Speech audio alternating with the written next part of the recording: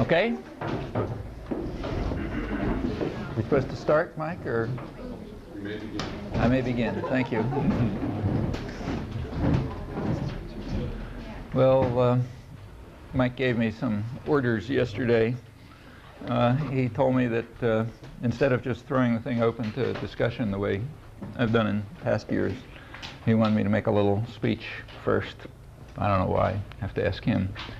But if the speech is too boring, stop me and we can go off the other way. The speech is supposed to be about the fact that this is a media institute, and therefore you're concerned primarily with the media. So I'm supposed to talk about the media, which actually I write about and so on. But that's a little bit misleading. Part of the reason, at least for me, why I write about the media is because I'm really interested in the whole general kind of intellectual culture. And the part of it that's easiest to study is the media. So, you know, it comes out every day. You got a ton of things. You can do systematic investigation. You can compare yesterday's version with today's version. You have a lot of evidence about what's played up and what isn't played up and the way things are structured and so on. My frank impression is that the media aren't very different from scholarship or from, say, journals of intellectual opinion and stuff like that. But more, there are some extra constraints, but it's not radically different. They interact and they're not that far apart, which is why people go up and back quite easily among them. When you talk about, so I'll talk about the media, but that's mainly for these reasons. You look at the media, you take a look at any institution, you want to understand it. You first of all ask questions about its internal institutional structure, like how are they structured and organized. You want to know something about their setting in the broader society. So what's their institutional setting? How do they relate to other systems of power and authority and so on? And if you're lucky, there's an internal record which tells you from leading people in the information system, which tells you what they're up to. And you want to pay attention to that. So sort of a doctrinal system. That doesn't mean the PR handouts, but what they say, you know, to each other, let's say, about what they're up to. And there's quite a lot of that, and that's interesting. So those are three major sources of information about the nature of the media. You want to study them the way, you know, say a scientist would study some complex molecule or something. You take a look at the structure, and then you make some hypotheses based on the structure as to what the media product is likely to look like, and then you investigate, see what the media product is and how well it conforms to these hypotheses, and if it diverges, where, and so on and so forth. And virtually all the work in media analysis is this last part, trying to study carefully just what the media product is and whether indeed it conforms to the obvious assumptions about the nature and the structure of the media. And there are various ways to approach that question. They've been discussed, and we could talk about that. So that's the field of media analysis. Well, what do you find, roughly? I mean, like 1 minute sketch. Of course, it's pretty obvious, so I don't have to waste any time on it. First of all, if you look at the media, you find that they're differentiated. So there's different media which do different things, like the entertainment industry, you know, the Hollywood and soap operas and so on, or even most of the newspapers in the country, like the overwhelming majority of them. They are aimed at a mass audience. There's another sector of the media, the kind of elite media, sometimes called the agenda-setting media, because they set they're the ones with the big resources, and they set the framework within which everybody else operates and so on. So that's like the New York Times, you know, and CBS and that kind of thing. They have a different audience. Their audience is mostly quite privileged people. So the people who read the New York Times, let's say, small sector of the population, people are wealthy, part of sometimes what's called the political class. You know, they're actually involved in the political system in an ongoing fashion. They're basically managers of one sort or another. They can be political managers, business managers like corporate executives, or that sort of thing, or doctoral managers like university professors, or other journalists and so on, who are involved in kind of organizing the way people think and look at things. So that's basically the audience of the elite media. The elite media do set a framework within which others operate. So like if you're watching the Associated Press, grinds out the news in a constant flow. If you're watching it at around mid-afternoon, it breaks. And there's something comes along every day which says, notice to editors. Tomorrow's New York Times is going to have the following stories on the front page. Okay, and the point of that is that if you're like an editor of a newspaper in Dayton, Ohio or something, and you don't have the resources to figure out what the news is, and you don't want to think about it anyway, this tells you what the news is. Okay, so these are the stories. Like for the quarter page that you're going to devote to something other than diverting your audience, these are the stories that you put there, because that's what the New York Times tells us is what you're supposed to think for tomorrow, and it's not, if you were an editor in Dayton, Ohio, you would sort of have to do that because you don't have much else in the way of resources. And if you get out of line, like if you're producing stories that the big press doesn't like, you'll hear about it pretty soon. In fact, what just happened at San Jose Mercury News is a dramatic example of this. So there are a lot of ways in which power plays can drive you right back into line if you move out. And if you try to break the mold, you're not going to last long. So that framework does, in fact, work pretty well. And it's understandable. I mean, it's just a reflection of obvious power structures. Well, for the mass media, the real mass media, those that are directed to a mass audience, I mean, you know perfectly well what they're up to. They're basically trying to divert people, to get them out of our hair. Let them do something else, but don't bother us being the people who run the show. So let them get interested. Professional sports is an example. Let them everybody be crazed about professional sports or sex scandals or the personalities and their problems or something like that. Anything as long as it's not serious.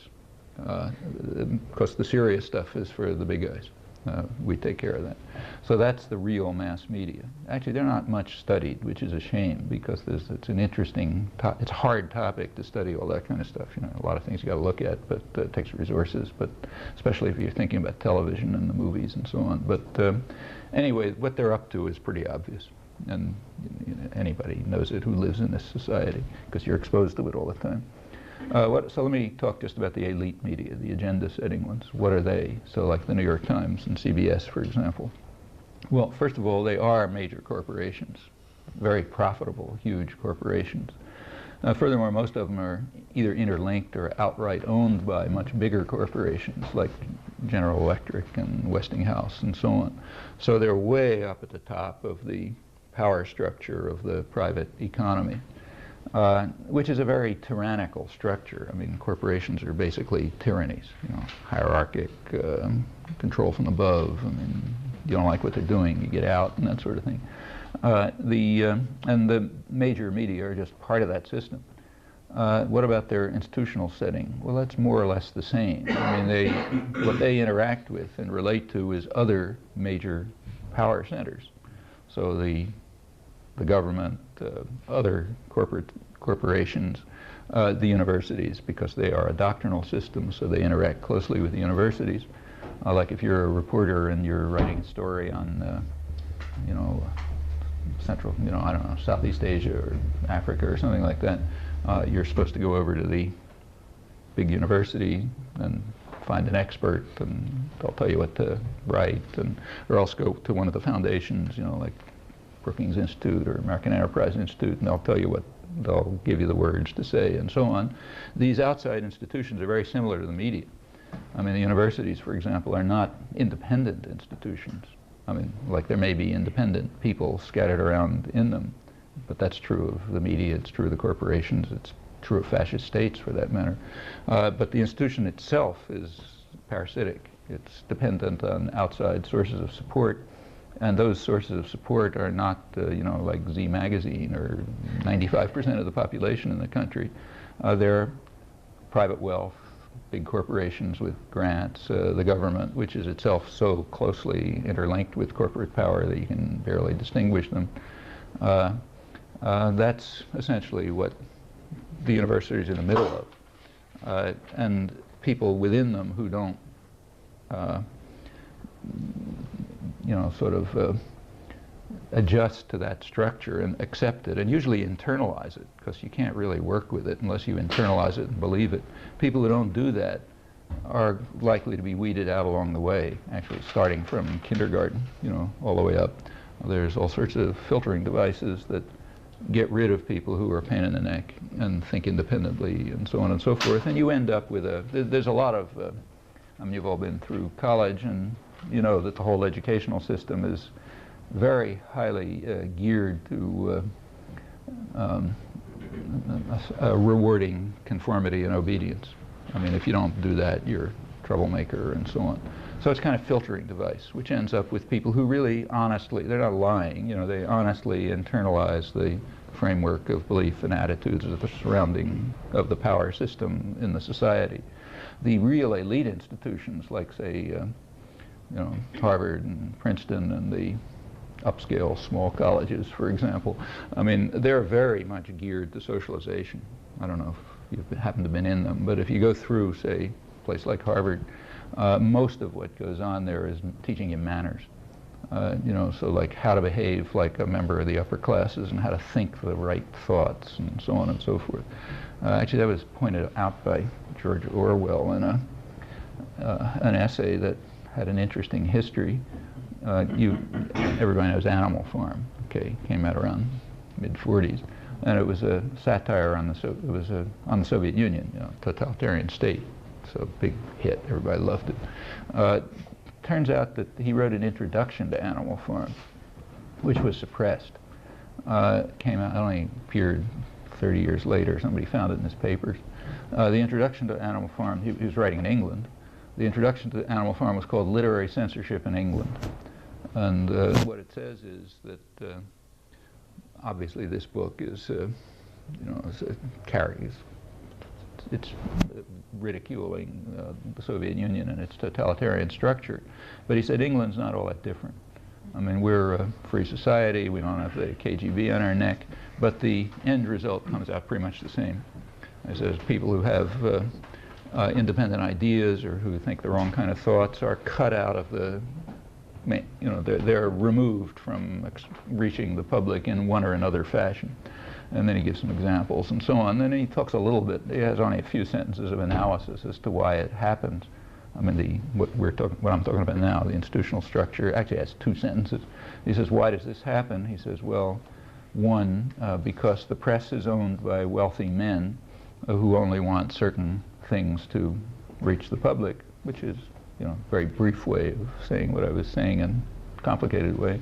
And the other thing he said is that when you go through the elite education system, like you go through the proper schools and you end up in Oxford and so on, the path to entering into the top of the society, you go through this, you just learn that there are certain things that it's not proper to say, and in fact there are certain thoughts that it's not proper to have. Well, that's the socialization role of the elite institutions, and if you don't adapt to that, you're usually out.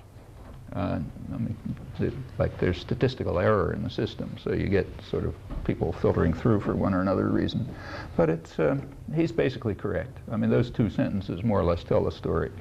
The press is owned by wealthy men, meaning, big corporations and tied to other powers and so on, and they have a certain picture of the world they want to see expressed, and it is expressed. And the other thing is that the people who enter it, who make it through the system and are in positions where they can do anything about it, they have internalized the proper beliefs and attitudes, or else they wouldn't be there. It's like when you do criticism of the media, and you say, look, here's what Anthony Lewis or somebody else is writing, they get very angry. And they say quite correctly that nobody ever tells me what to write. I write anything I like. All this business about pressures and constraints is nonsense because I'm never under any pressure, which is completely true. But the point is they wouldn't be in that position unless they had already demonstrated that nobody has to tell them what to write because they're going to say the right thing. And if they hadn't, if they had started off at, at the Metro desk or something and had pursued the wrong kind of stories, they never would have made it to the positions where they can now say anything they like. So nobody's telling them what to say, and the same is true of the university faculty and so on, but it's because they've been through the socialization system. Okay, well, you look at that structure, that whole system, what do you expect the news product to be like? Well, pretty obvious, actually. I mean, here's the New York Times. It's a corporation, sells a product. The product is audiences. They don't make money when you buy the newspaper. They're happy to put it on the World Wide Web for free. They actually lose money when you buy the newspaper. But the audience is the product. The product is privileged people, just like the guys who are writing the newspapers, you know, top-level decision-making people in the society. And you have to sell a product to a market, and the market is, of course, advertisers, that is, other businesses. So whether it's television or newspapers or whatever, they're selling audiences. It's corporations selling audiences to other corporations. And in the case of the elite media, it's big businesses. So like, you know, not the corner grocery store, but big guys. Well, what do you expect to happen? You know, you're a scientist from Mars looking at this institutional structure. What would your prediction be about the nature of the media product given that whole set of circumstances? It would obviously be kind of null hypothesis, you know, the assumption that you'd make, assuming nothing further, the obvious assumption has to be refuted, is that the product of the media, what appears, what doesn't appear, the way it's slanted, you know, the whole story, will reflect the interests of the buyers and the sellers and the product, and the institutional and the power systems that are around them. I mean, if that wouldn't happen, it'd be kind of a miracle. So perfectly obvious assumption is that that's what happens. Okay, then comes the hard work. You look at the, you know, you see how they cover this and how they cover that and why they don't do this and why they don't do that, and you ask, does it work the way you'd predict?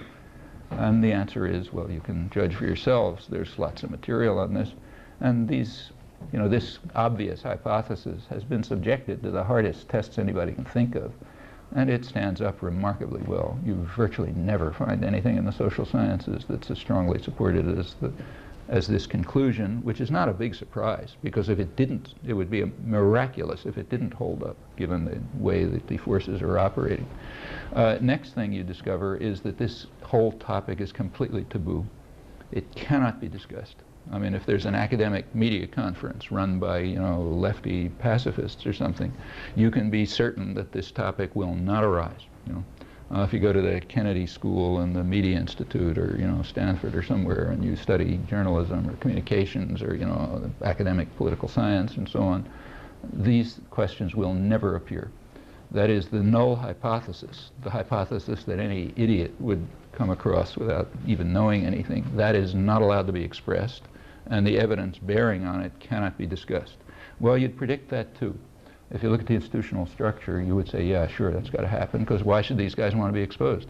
You know, why should they allow critical analysis of what they're up to take place? And the answer is that no reason why they should allow that. The fact is they don't.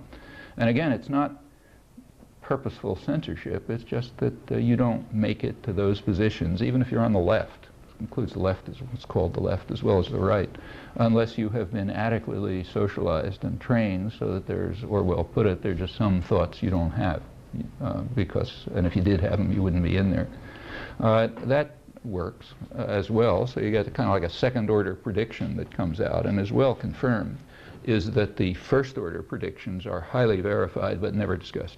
Not allowed into discussion. Makes perfect sense, you know, fits the nature of the institution.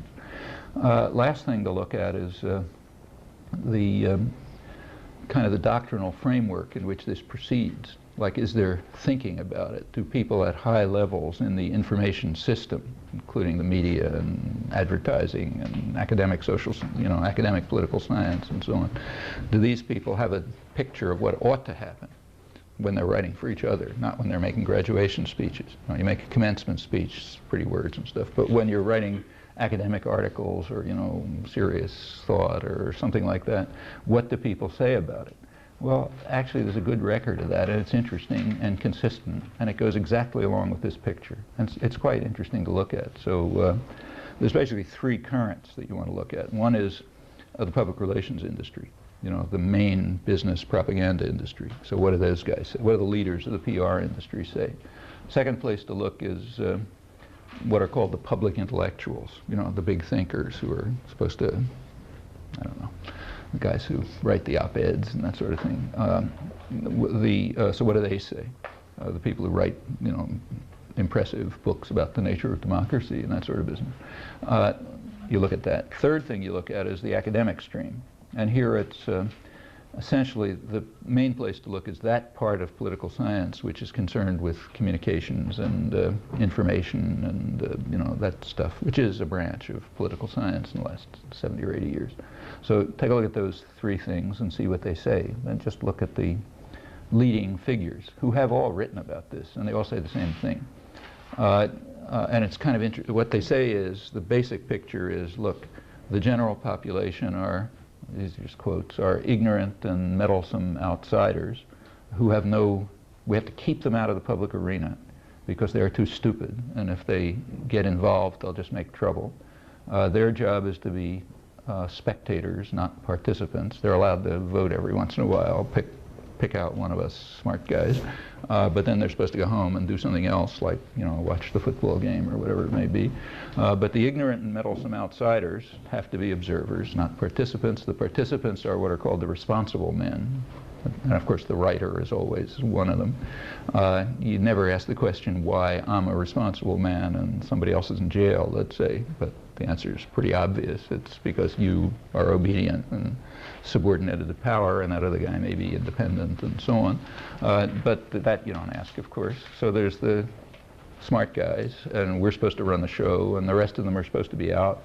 And we should not succumb to, I'm quoting from an academic article, to democratic dogmatisms about people being the best judges of their own interests. They're not. They're terrible judges of their own interests, so we got to do it for them for their own benefit. And it's actually it's very similar to Leninism. It translates almost exactly into the Leninist line. You know, the party dictatorship, we do things for you, and you're too dumb to do it yourself, and we're doing it in the interest of everyone, and so on. And I suspect that that's part of the reason why it's been so easy historically for people to shift up and back from being a, you know, sort of enthusiastic Stalinist to being a big supporter of U.S. power. I mean, people go up and back without any difficulty. I mean, say the David Horowitz type, to take a current example, it's very easy. You switch very quickly from one position to the other. And I think my suspicion is the reason is because it's basically the same position. You know, you're not making much of a switch. You're just making a different estimate of where power lies. You know, at one point you think it's here, another point you think it's here, you take the same position. Well, that's the basic doctrine. How did it evolve? That also has an interesting history. A lot of it comes out of the First World War, which was a big turning point. First of all, it changed the position of the United States in the world scene considerably. I mean, around the turn of the century, the U.S. was, in fact, in the 18th century, the United States was already the richest place in the world. I mean, the quality of life, say, you know, health, longevity, you know, all that kind of stuff, of colonists in 18th century America, that was not achieved by the upper classes in Britain until the early 20th century. I mean, let alone anybody else in the world. I mean, this country is extraordinarily wealthy and, you know, huge advantages. And by the end of the 19th century, it had by far the biggest economy in the world. But it was not a big player in the world scene. I mean, U.S. power sort of extended to the Caribbean islands, not, you know, parts of the Pacific, not much farther. During the First World War, the relations did change. I mean, they changed dramatically during the Second World War. The Second World War, the U.S. just took over the world. But the First World War, there was already a change. And in fact, the U.S. shifted from being a debtor to a creditor nation in the First World War, and it became a, not huge, it wasn't like Britain, but it became a substantial actor in the world, you know, for the first time. That was one change. But there were other changes. During the First World War was the first time when there was really coordinated state propaganda. Highly organized, coordinated state propaganda. It was first the British. The British had a Ministry of Information, and they really needed it because they had to get the United States into the war, or else they were going to get in bad trouble. So they had a Ministry of Information which was mainly geared to sending propaganda, including huge fabrications about Hun atrocities and so on, and they were targeting American intellectuals on the reasonable assumption that these are the people who are most gullible and most likely to believe propaganda, and they'll accept what we say, which was true. And they're also the ones who can then disseminate it and, you know, run their own system. So it was mostly geared to American intellectuals, and it worked very well. The British Ministry of Information documents have, you know, a lot of them been released, and their goal was, as they put it, to control the thought of the entire world.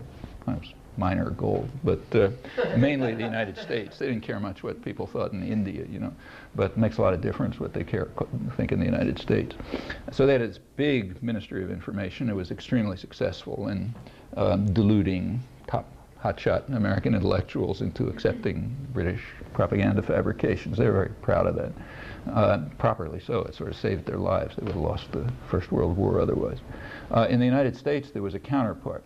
Woodrow Wilson was elected in 1916 on the platform. This is a very pacifist country. It has always, you know, people don't want to go fight foreign wars. And the country was very much opposed to the First World War, and Wilson was in fact elected on an anti-war position. Peace without victory was the slogan. But he was intending to go to war. So the question is, how do you get the pacifist population to become, you know, raving anti-German lunatics, so they want to go out and kill all the Germans and so on. You have to do that, and that requires propaganda. So they set up the first, and in fact really only, major state propaganda agency in U.S. history, Committee on Public Information it was called, you know, nice Orwellian title. And it's usually called the Creel Commission. The guy who ran it was named Creel. And the task of this commission was to propagandize the population into becoming, drive the population to kind of like a, you know, jingoist hysteria and wartime frenzy. And it really worked. I mean, it worked incredibly. I mean, what happened in the country is unbelievable. But within a few months, it worked. And there was a raving war hysteria, and the U.S. was able to go to war. The people who were involved in that, a lot of people were impressed by these achievements, a lot. One person who was impressed, and this has some implications for the future, was Hitler. If you read Mein Kampf, he describes this, and he concludes, with some justification, that Germany lost the First World War because it lost the propaganda battle. They could not begin to compete with British and American propaganda, which absolutely overwhelmed them. And, you know, he pledges that next time around they'll have their own propaganda system, and which they did, and so it was more even competition during the Second World War. More important for us, highly impressed, was the American business community. They had a problem at that time. The country was becoming formally more democratic. You know, like a lot more people were able to vote and that sort of thing, and it was becoming wealthier. You know, more people could participate, and a lot of new immigrants coming in and so on. So what do? It's going to be harder to run the thing as like a private club. Therefore, obviously, you have to control what people think. There had been public relations specialists, but there was never a public relations industry. You know, so there was a guy hired to make Rockefeller's image look prettier and that sort of thing. But this huge public relations industry, which is a U.S. invention and a monstrous industry, it came out of the First World War, really.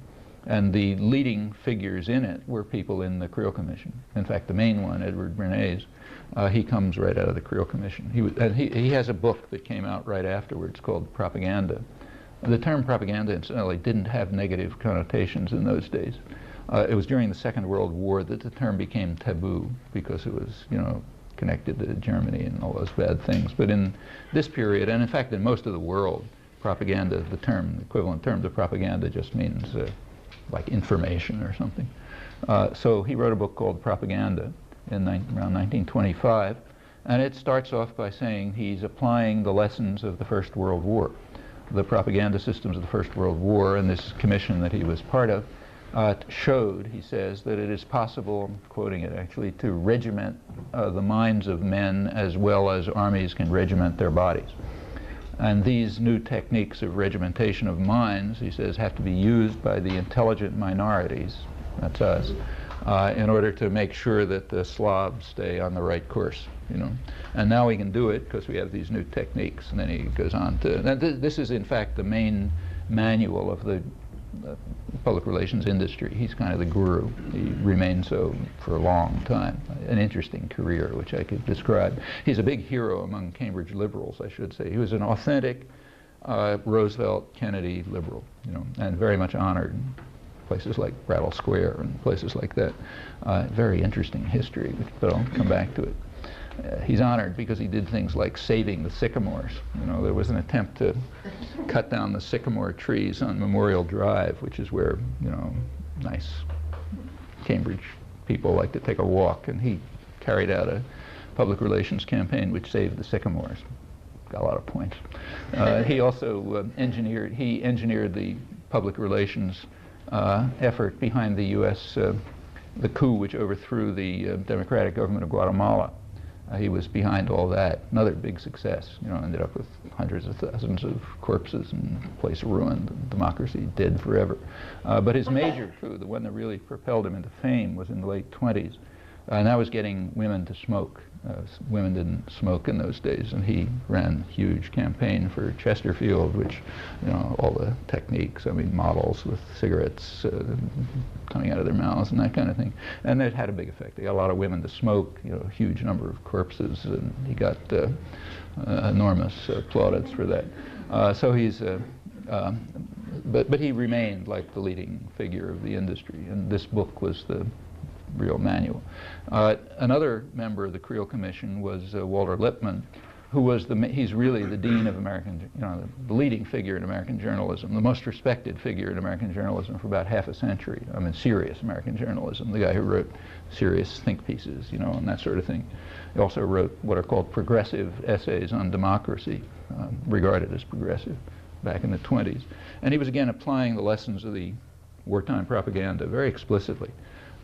He says, we have the new technique. He said there's a new art in democracy called manufacture of consent. That's his phrase. Ed Herman and I borrowed it for our book, but it comes from Lippmann. He says there's this new art in the method of democracy, manufacture of consent, and that's the sort of core of democracy. That's the way it works, and that's by manufacturing consent, you can overcome the fact that formally a lot of people have the right to vote. We can make it irrelevant, you know, because we can manufacture consent and make sure that the only choices they have, the choices and attitudes will be structured in such a way that they'll always do what we tell them anyway, even if they have a formal way to participate. So we'll have a real democracy that'll work properly. And that's, again, applying the lessons of the propaganda agency. Academic social science comes out of this, political science comes out of the same thing. The sort of founder of the field of what's called communications in academic political science, Harold Lasswell, his main achievement, you know, the thing that sort of propelled him into fame, was a book on propaganda, study of propaganda.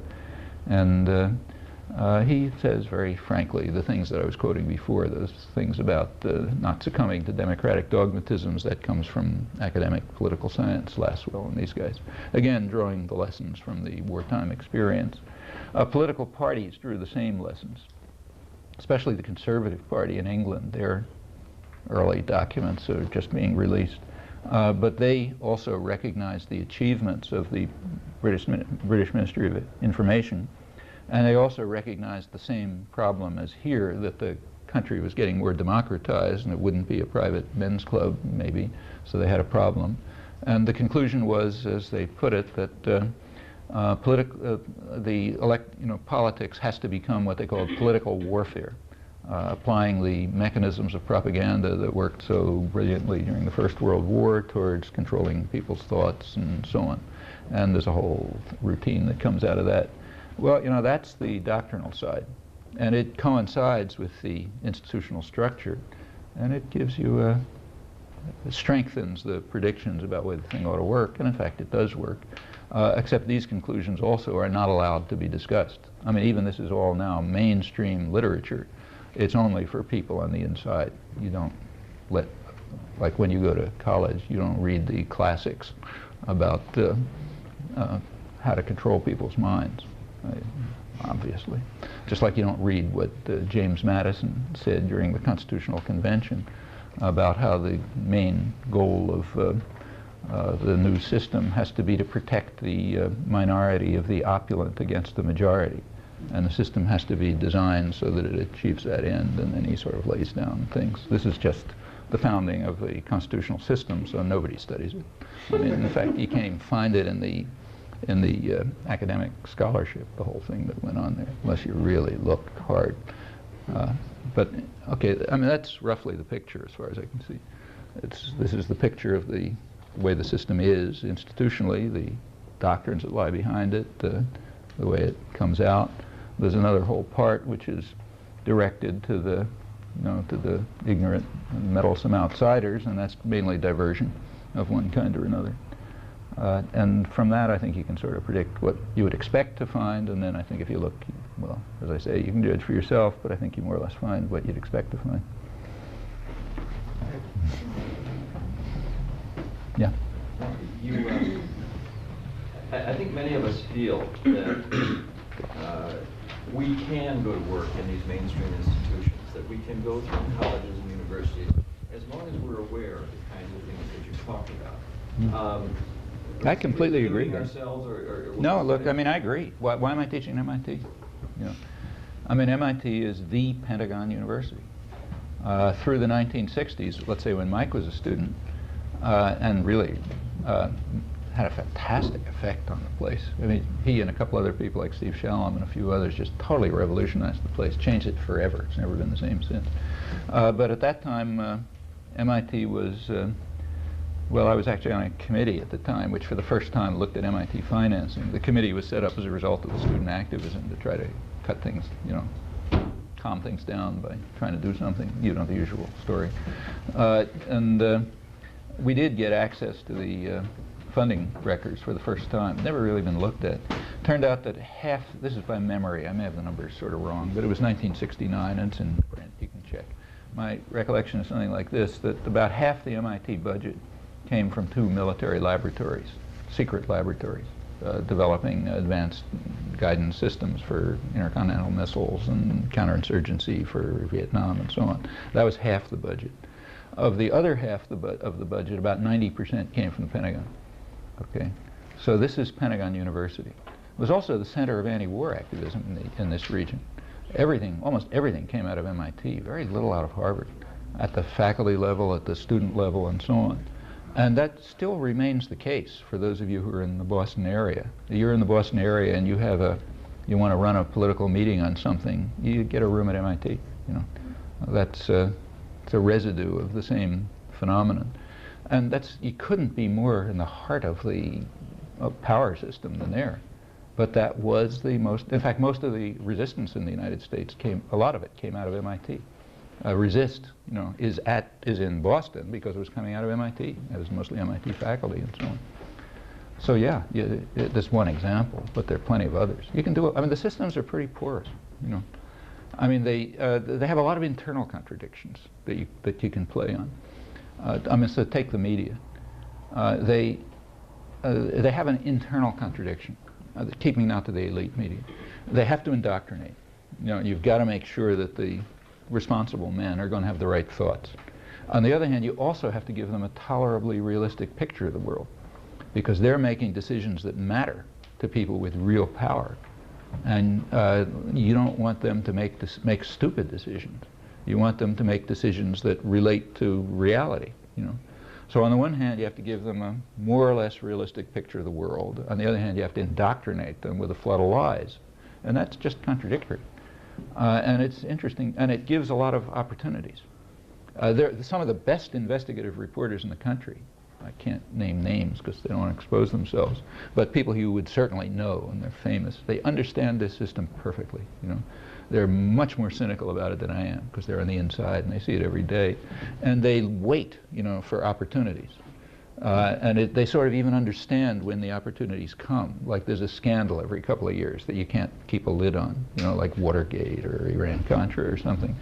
And any top investigative reporter will tell you, if he's honest, that what you do is you wait until there's a scandal. You store up your stories. If there's a scandal, there's going to be a couple of months in which things are opened up a little bit, and you can sort of sneak stories in, and they do that, and you sort of tune your story so they'll make it through and things like that. I mean, they recognize, and in fact, if you look at the Some of the best reporting in the country, in fact, I think the best reporting in the country probably comes in the Wall Street Journal. That's very honest. And not just on international affairs, on, say, working conditions in, you know, sort of chicken factories where people are treated like slaves, you know, those things. That's where you get the reporting of the Wall Street Journal. Partly it's because they trust their audience. You know, it's not going to matter too much if these guys know sort of what's happening, and you want to give them a realistic picture. But on the other hand, we can read the Wall Street Journal too, and a good reporter on the Wall Street Journal knows this, and will print things knowing that other people are going to look at it. And same in the universities. I mean, there's lots of openings. Same in law firms, same everywhere. So take, say, the big law firms. I mean, you know, Washington is more or less run by about half a dozen corporate law firms. You know, Sullivan and Cromwell and a couple of others. That's where most of the, like the Secretary of State, and, you know, the top bureaucrats, they usually come from those firms. This sort of makes sense because the people in those firms have a kind of a broad view of the general corporate interest, not a parochial view of General Motors' interest, that sort of thing. So they're all you know, right. I mean, they're the big power brokers and, you know, makers and so on and so forth. On the other hand, those law firms have to keep a public image. You know, they want like they would like to get the bright students from Harvard Law School, some of whom still haven't yet been completely socialized and, you know, think that you ought to do nice things for poor people and stuff like that. So they have to have a nice image. And they, in fact, most of them have public interest activities, some of which are not bad, you know. And that gives opportunities to do things. And besides that, there's just the simple question of professional integrity. I mean, after all, you know, these are human beings. I mean, they're not going to, like I say, mostly they don't lie a lot. You have to believe the things you're saying. But there are people who believe other things, and they want to tell the truth about that, and try to find ways to do it. So I entirely agree with you. There's a lot that you can do inside the institutions. On the other hand, the institutions are set up so that people who try to do those things are unlikely to make it through. They may, you know, and if they do, then there's a lot that they can manage, but by and large, they won't make it through.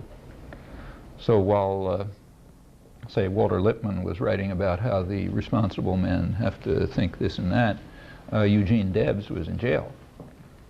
Why was Eugene Debs in jail and Walter Lippmann writing about the responsible men? Well, because Walter Lippmann is obedient and does what he's told and so on and so forth, and Eugene Debs was the major labor leader in the country, and he had a different constituency. You know, he was working for poor people, so he's in jail, you know. That's kind of the way it works.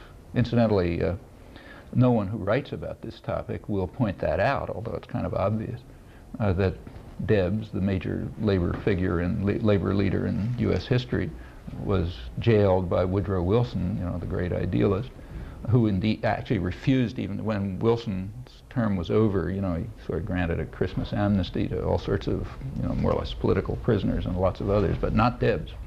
Debs was the one he would not grant amnesty to, and in his secret records he says, why, this guy's got to stay in jail, you know, because he raised questions about the nobility of our enterprise in the First World War, and he's not allowed to talk, period. So he's not responsible, he's in jail, wrong constituency, and Lippmann's a responsible man who, you know, writes big, you know, respectable essays and so on. I mean, that's the way it usually works. But if you do make it through, yes, there are a lot of things you can do.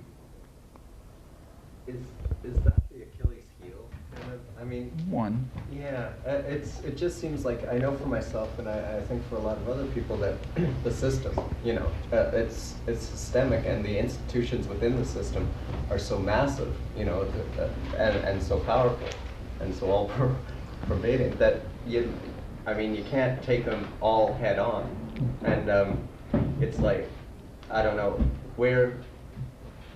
This is probably a stupid question, but where can you make the most difference? Yeah, a lot of places. A lot of places. Yeah. You can work from inside, you can work from outside. Yeah. I mean, like a totalitarian state will react to ferment at the grassroots. Mm-hmm. It'll have to. I mean, there is no power system, no matter how authoritarian it is, that can ignore what's happening among the general population. You have to respond to that. And ferment at the grassroots, wherever it is, in a college or in a community or in the country, will affect the way decisions are made. Often very dramatically. I mean, so for example, take say the United States in the early, take say the question of intervention, military intervention, aggression, you know, let's call it by its right name, aggression or international terrorism and so on. That was considered completely unproblematic in the early 60s. I mean, so unproblematic that to this day, no educated person could, and if you ask people, you know, try it, ask some Harvard professor, when did the United States invade South Vietnam? You know, what was the date? They won't even know what you're talking about. I mean, no such event took place. You know, how could it have a date? You know, well, of course, the event took place. You know, it took place late '61, early '62, when John F. Kennedy sent the U.S. Air Force, you know, like not mercenaries, to bomb the South Vietnamese countryside, and authorized the use of napalm and started crop destruction so that people wouldn't have food to eat and wouldn't support the guerrillas. No North Vietnam, no Russia or China. This is South Vietnam, which was always the main target of the U.S. attack. So yeah, that was a U.S. attack against South Vietnam. I mean, it wasn't a secret. Like you could read in the New York Times that, I mean, true on sort of the back page, but it was there, that 30% of the missions against the South Vietnamese countryside were being flown by U.S. pilots in planes with South Vietnamese markings, so it wouldn't be so obvious that they're U.S. planes.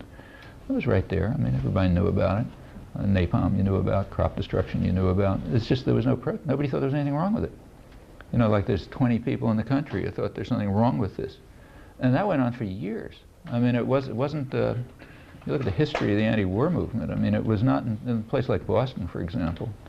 As late as 1966, 5 years after that, we couldn't have public meetings against the war. Even with mild slogans like, you know, don't bomb North Vietnam or something, which was not the issue. You couldn't have them because they'd be physically broken up, in fact, mostly by students from the big universities, with the applause of the media, like the liberal press would think that's terrific. Why let these guys talk, you know? And that's 5 years after the, you know, a couple 100,000 American troops marauding and so on. That's all gone. You know, now that's totally inconceivable. In fact, when the, every new administration, they have a strategic review, you know, sort of analyze the world situation. Occasionally it leaks. If it doesn't leak, you have to wait 40 years, and if you're lucky, it'll be declassified. But the Bush administration one, parts of it leaked right away. Actually, it came out during the Gulf War. In the middle of the Gulf War, there was a leak from somebody in the Pentagon, obviously, who leaked the strategic analysis. And what it said about intervention was that, quoted, it said, in the case of confrontation with much weaker enemies, meaning any confrontation we're ever going to get into, because we're not going to fight anybody who can shoot back.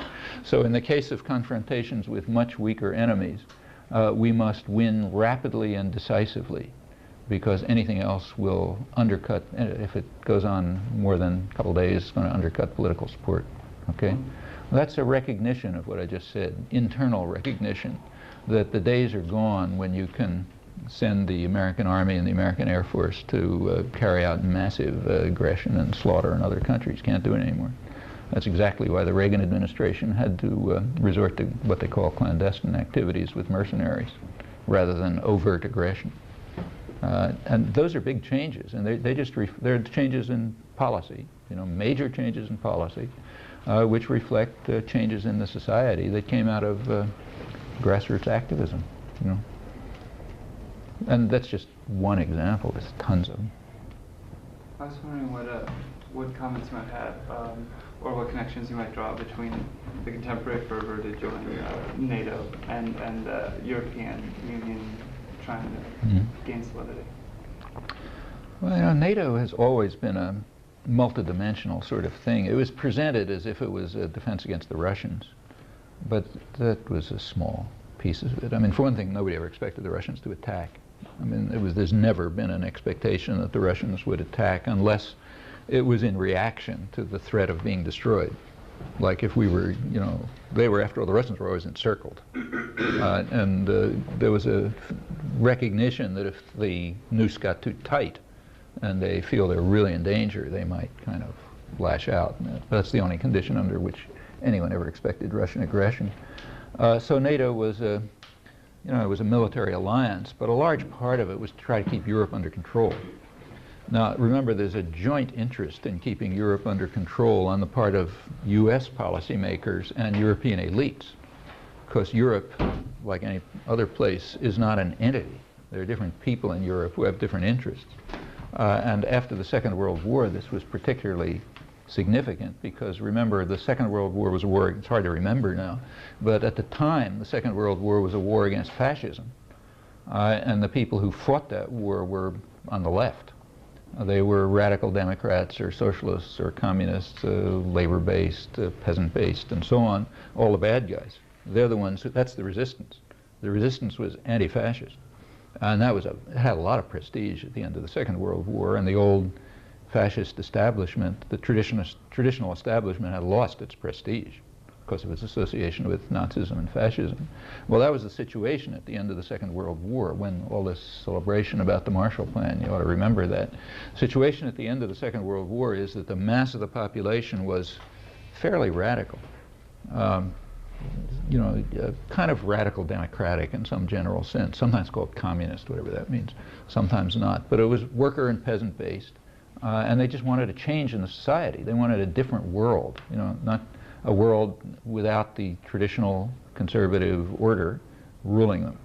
Well, plainly the U.S. was not going to have that, So in fact, the first chapter of post-war history, if there was an honest post-war history around, which there isn't, actually there are a few, like Gabriel Kalko and a couple others, but I mean, like nothing that you read in college. If there was an honest one around, the first chapter of post-war history would be the effort to destroy the European anti-fascist resistance and to restore the fascist order. That's exactly what was done. It started even before the end of the war, as the American troops were coming up through, American and British troops, through Italy. That was the, first invasion of the continent was southern Italy. The first thing they did was restore the fascists, literally. So southern Italy was put under the control of Field Marshal Badoglio, who was a great fascist war hero, Ethiopian War, and so on. The king, who was very pro-fascist, was brought back. Actually, the mafia was reconstructed. The fascists run a tight ship. They don't like opposition, so they eliminated the mafia. It was restored as a control measure. As the British and the Americans moved towards northern Italy, they ran into a real problem because northern Italy had been mostly liberated by the resistance, which was no joke in Italy. It was a strong movement. And they had kind of driven out about 6 or 7 German divisions and had liberated most of northern Italy, so that by the time the American British troops got up there, they had to disperse the resistance, not the Nazis. And they did. It was already self-governing, with workers' control and all kind of things going on. That wasn't going to be accepted. So they were thrown out. Actually, the British Labour Party, which was in office then, their representative was particularly appalled because workers, the workers were having a voice in industry. And they were getting rid of bosses, and they had I have a lot of material in this in books I can cite if you like, but they had to get rid of these guys. And the same was true throughout the whole of Europe. You had to get rid of the resistance. Sometimes it was very bloody, like in Greece, about 160,000 people were killed in this effort in the late 40s. And then the other side is you had to restore the traditional order, which meant fascist collaborators, outright Nazis, and so on. Well, it's in that context that NATO was formed. So when you say Europe, it depends which Europe you're talking about. The elite elements wanted NATO as a way of ensuring control of Europe, the same way the Americans wanted NATO as a way of controlling Europe, a certain kind of Europe, not a different kind of Europe. That a large part of NATO was about that. Another part of NATO was, they had a big problem with Germany. Germany was obviously it was in fact considered the natural leader. That's the way it was called in U.S. planning documents, and obviously is. It's the most dynamic, powerful state. Germany practically conquered the world. In terms of technological capacity and so on, the Americans and British were astonished at what the Germans were able to do. And they respected it. You know, they respected the Nazis and they respected their achievement. But the trouble is you can't, you know, they're too much of a threat. So they had to be incorporated within some kind of a European alliance and balanced off against. France was scared to death of them, you know, for pretty obvious reasons, and Britain too. And they had to somehow be incorporated. Well, partly that was achieved by splitting Germany, which is mostly a Western initiative. But it's still, the rich, powerful part of Germany was in the West.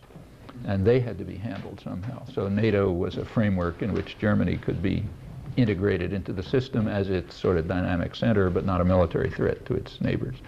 That's a lot of what lies behind NATO. Now, getting to the NATO expansion, it's kind of more of the same. You know, it's trying to extend this conception of what Europe should be like to a broader area. Eastern Europe is the traditional third world.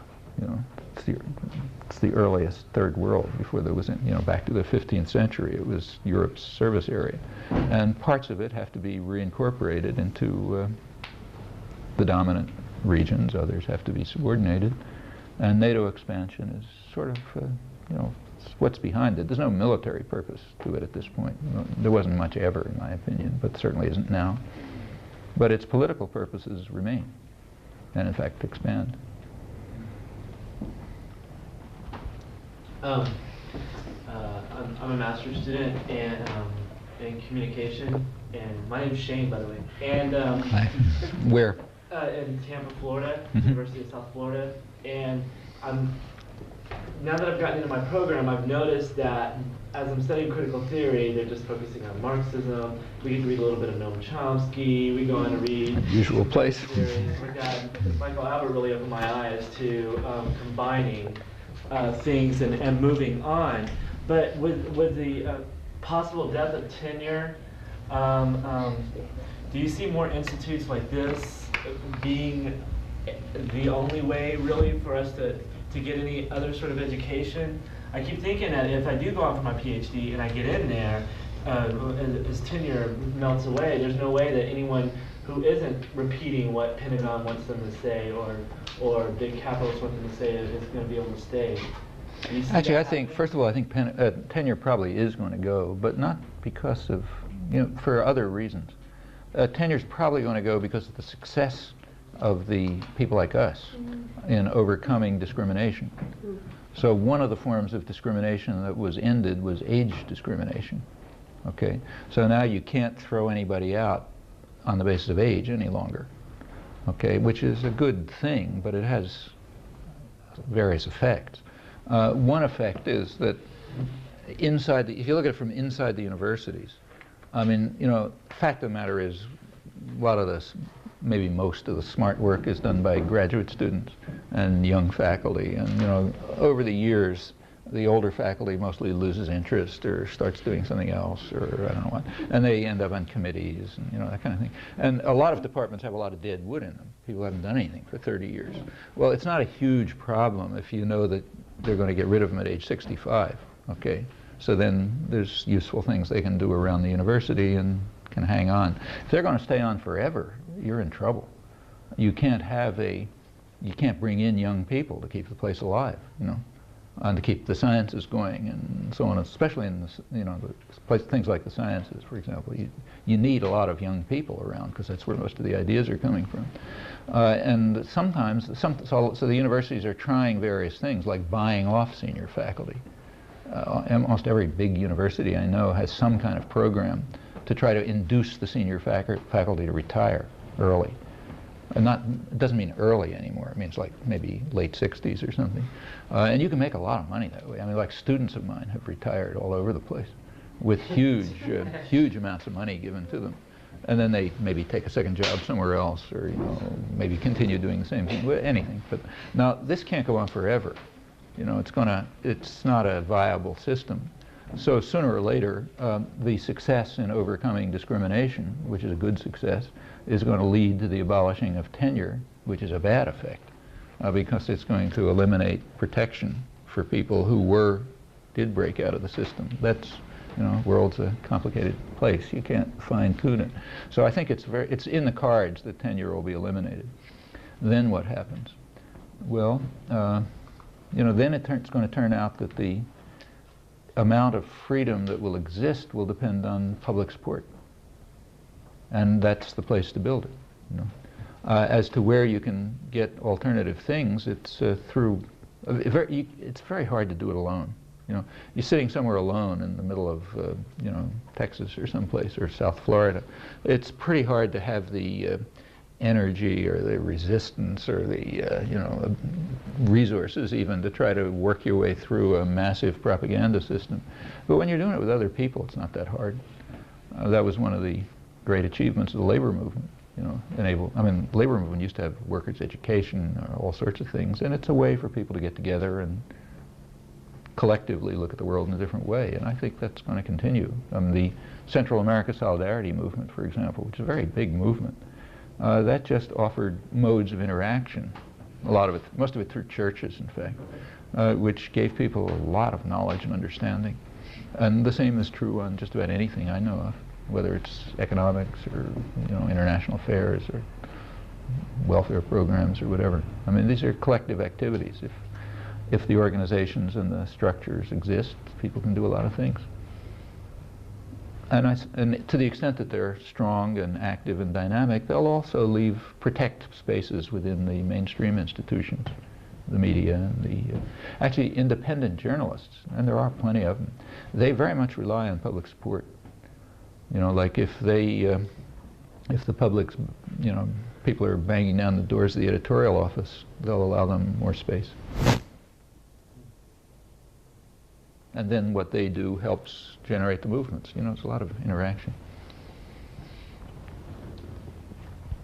I was wondering if you can comment on the relationship between Western mass media and cultural imperialism in developing countries, and what role international communications laws play in that. Yeah, it's very complicated. I just got back from South Africa a couple of weeks ago. And while I was there, I spent some time with, as much time as I could, with local activists, people who work in the townships where the poor shanty towns where the poor people are, and so on. And there's a very live community radio program there. There's one big, Cape Town, there's a big community radio station, which is the station that broadcasts to the townships. Townships are, right outside the city. You get these massive areas which nobody ever sees, where people are living in conditions you can't even describe. And the cities themselves are pretty wealthy. So the community radio is poor people inside in the townships, and they're very lively and active. A lot of black people. In South Africa, they have black and what they call colored. Means India or slaves that the Dutch brought from Malaya and so on. That's called colored. So black and colored sectors who are often at each other's throats. It's not so simple. That's what the community radio is. But one of the problems they have, the guy who was sort of organized, was telling me that if you let young people, especially young blacks, run their own programs, they're pretty soon going to be following their role models. And their role models, believe it or not, are American blacks, who they think are really the peak of the world. They don't know how blacks live in the United States. What they see, blacks for them, means what they see on television. So it's Michael Jordan, and big rap artist and all that kind of stuff. So that's what they're going to do, because that's what really has prestige. And they kind of dress like that and the styles like that, and they want that music and so on, because that's their ideal, to be like an American black. Great ideal for a 18-year-old, 20-year-old kid. But if you consider the picture of America that they have, not too surprising. Well, that's a very dangerous kind of cultural imperialism. That's just one aspect of it, and it's very serious. It erodes popular movements and their own integrity and developing their own cultural institutions and so on. It's a big problem throughout the world. On the other hand, there's counter tendencies which are sometimes pretty surprising. Like take, say, Brazil, big country. Brazil has American soap operas and that kind of stuff, U.S., this kind of stuff, has swept a lot of the world. Like if you're in you're in a hotel somewhere around the world, which I find myself being much more than I want to. And you turn on television, you usually get some piece of American crap. Not in Brazil. And the reason is apparently Brazilian soap opera is even worse than American ones. You know? And they've swept the field. In fact, all through Latin America and parts of the, you know, parts of Southern Europe, people are tuned into the Brazilian junk. You know, and it's apparently, you know, like in Nicaragua during the 80s and the Sandinista years. Every news, I mean, you walk through the streets, it's an outdoor country, you know, you walk through the streets in the poor areas, and so everything's outdoors. You hear what's going on. People may be extremely poor, but they almost always have a television set. And it's almost always tuned to something like a Brazilian soap opera. And in fact, the Sandinista newspaper listed every day, still does, but the content of, you know, this soap opera, this person's going to have, you know, an affair with somebody and all that kind of stuff. So there you have, if you want, Brazilian cultural imperialism. But it's just, it's not that like it swept everything, but it certainly had an enormous effect. And it's quite conscious. So when India a couple of years ago, what they called liberalize, you know, like opened up the economy to take over by foreign corporations. The first thing that the U.S. corporations did when they moved in was take over the advertising industry. It was the first move. So, in fact, the whole public relations industry in India, which is substantial, was taken over by big U.S. corporations. Okay, so you go to India, it was about a year ago, and all you see is ads for American, you know, clothes and food and all this kind of stuff, and that, you know, it changes attitudes. I mean, it has the effect of changing attitudes. These guys know what they're doing. You know, they have a lot of experience. The result is that Indian-made products get undercut and swept aside by often more expensive and worse U.S. products. Because these are the prestige items. Actually, in most of the world, McDonald's is considered a very fancy restaurant. When McDonald's gets into a country, people start having their wedding parties there and that sort of thing. That's no joke. Even in Europe, you know, it's somehow the propaganda and the imagery and the associations and, you know, the association with wealth particularly and with glamour and so on and so forth, that has a major effect, and it's a very destructive one. I have yet to see a part of almost no part of the world where that's not true in my experience. Some of you, I'm sure a lot of you have been around in places and can talk, but it's all over. When I was in Brazil recently, they were just getting, they were compelled under the liberalization to open up, you know, these video things that you stick in a television set, what do you call them? Yeah, you want to watch a movie on, whatever they are, yeah, okay. They had to open it up to some big American, big U.S. firm. I forget what the name of the firm is, but there's someone here that, you know, controls a lot of the U.S. market, which they were forced to allow to set up stores in Brazil and Blockbuster, yeah. So they're now opening up down there, and everybody's afraid they're going to take over that market, you know. They're working very hard to change tastes and attitudes. It's another reflection of the same understanding that you can regiment minds and structure attitudes and limit perspectives, and once you've done that, you know, then everything else sort of goes along. So yeah, it's no joke. They see it as market development in a sense, basically. Yeah. But it's a lot more than market development. It's really structuring thoughts and attitudes. So it is partly selling goods, but, you know, partly changing the way people think or what their aspirations are. I mean, you try to change people's aspirations so that the big goal in life is to wear the same kind of sneakers that Michael Jordan does, you know, not to run your own society. Let's see. Then why is it that in Cuba, every Thursday night, everybody tunes into the big Brazilian soap opera that's like Dallas? Yes, like but happened. if you're shaping thoughts and aspirations, what's going on that Cuba is wanting to shape thoughts and aspirations? It's not Cuba wants to. I mean, they're forced to. Who's Cuba, you know? I mean, the leadership in Cuba would be perfectly happy to let them watch propaganda films, but people won't accept it. They want to watch the Brazilian soap opera, like in Nicaragua. Yeah.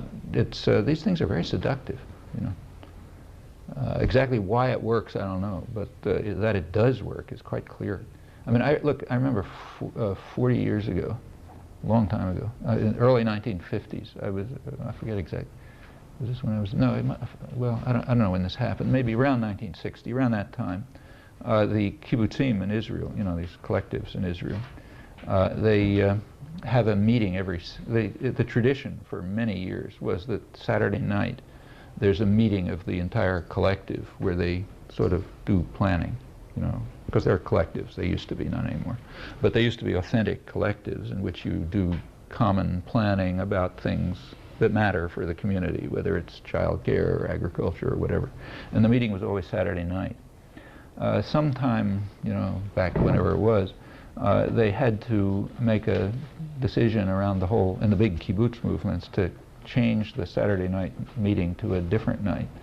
And the reason was that at 9 o'clock on Saturday evening, they played an American cop show on television, Kojak. That'll, if those of you who know this culture will know, that'll date when it happened.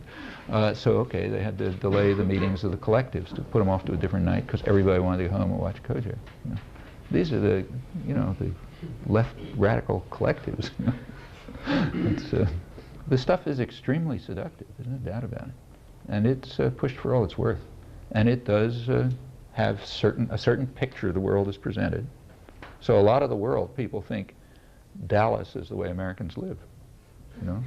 A friend of mine who lives in Norway told me that Norway was the last country in Europe, apparently, which still wasn't playing, you know, Dallas or one of these things. You know that? Those Norwegians. Right, yeah. And there was so much popular uproar about it that they had to allow it at some point. So at one point, whenever it was, they had, I think, 15 weeks of Dynasty or one of those things. You know, it was, and this guy said that's all anybody talked about for a couple of months is what's the next episode of this going to be? You know? And that is the picture that people have of what the United States is like. They want to live like that, so we'll do what those guys tell us. How do you fight against that kind of seduction? Is it really so embedded in the culture?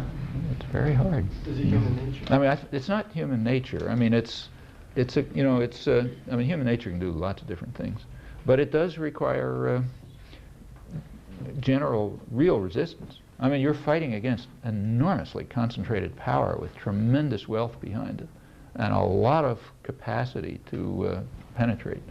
And people have to be able to, I mean, it's the same, look with if you're on children, it's the same thing. How do you keep them from being caught up in this stuff? It's, it goes from that to, you know, whole cultures. Like my daughter, her kids just do not watch television, period. It's a rule. And they've accepted it, you know. I mean, they see it in their friends' houses and so on, but the television set is not on in their house, period. Well, it's one way to do it. It seems as though, like, in a lot of... One second. Okay, I'm sorry. Yeah. I'm sorry. Boys, can be quiet for a Yeah.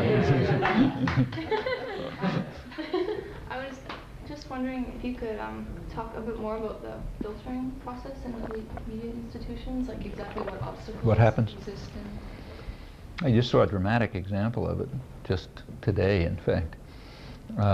Gary Webb, this guy on the San Jose Mercury News, who broke the cocaine CIA story a couple of months ago, whenever it was. You remember that whole business? The San Jose Mercury News, small, not so small, but, you know, not a major newspaper in California. Gary Webb, who's an investigative reporter there, came out with a series of stories on the two things, on the CIA cocaine connection in Central America. So CIA was sending arms down to Central America to, you know, various mercenaries, and in return pay for services rendered. They were allowed to smuggle drugs. I mean, not smuggle, you know, send drugs back to the United States, and U.S. planes land at Homestead Air Force Base and that sort of thing. And that was the trading relation. That was part of the story. The other half of the story was that he tied this up with the rise of the big crack epidemic in Los Angeles. So that was a pretty dramatic story. I mean, it wasn't going to get anywhere, except that the San Jose Mercury News happens to be tuned to contemporary media, and they got it over the internet, and people picked it off the internet, and then it kind of exploded into a big story, led to a lot of protest in the black community, who kind of misinterpreted it. I mean, they interpreted it as meaning the CIA was trying to spread cocaine in the black community, but that's not what the story was or what the facts are. I mean, it's kind of like a byproduct. But they were connected, in fact. Well, that expose led to a huge counterattack on the part of the major media. They really went after him with a vengeance. So it was a big attack in the New York Times and the Washington Post about this terrible story which was sullying American journalism by not living up to our high standards, you know, because he spelled somebody's name wrong or something like that. The fact of the matter is that both of these stories, he did make a connection, but which is however strong it is, but the two stories were well known but suppressed. So the CIA drug story was broken in 1985 by Bob Parry, who was at that time a very respected mainstream journalist in Newsweek, and he and his AP associate did break the story, but the media suppressed it. In fact, he's mostly thrown out. He now doesn't work in the media any longer, which is part of the answer to your question. But that whole story was sort of suppressed. Leslie Coburn she's an investigative reporter, used to work for CBS. She kind of pursued it further and did an interesting book on it about, I don't know, 10 years ago or so. But again, it was kind of suppressed. So the media have been able to sit on the story.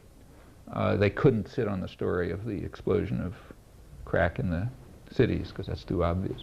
But they did suppress the main story, you know, the CIA drug story, and the fact that the two things were sort of correlated, that a lot of the same people were involved, and there was obviously an interaction. That was never reported.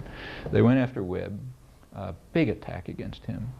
Finally, they somehow or other, the editor of the San Jose newspaper was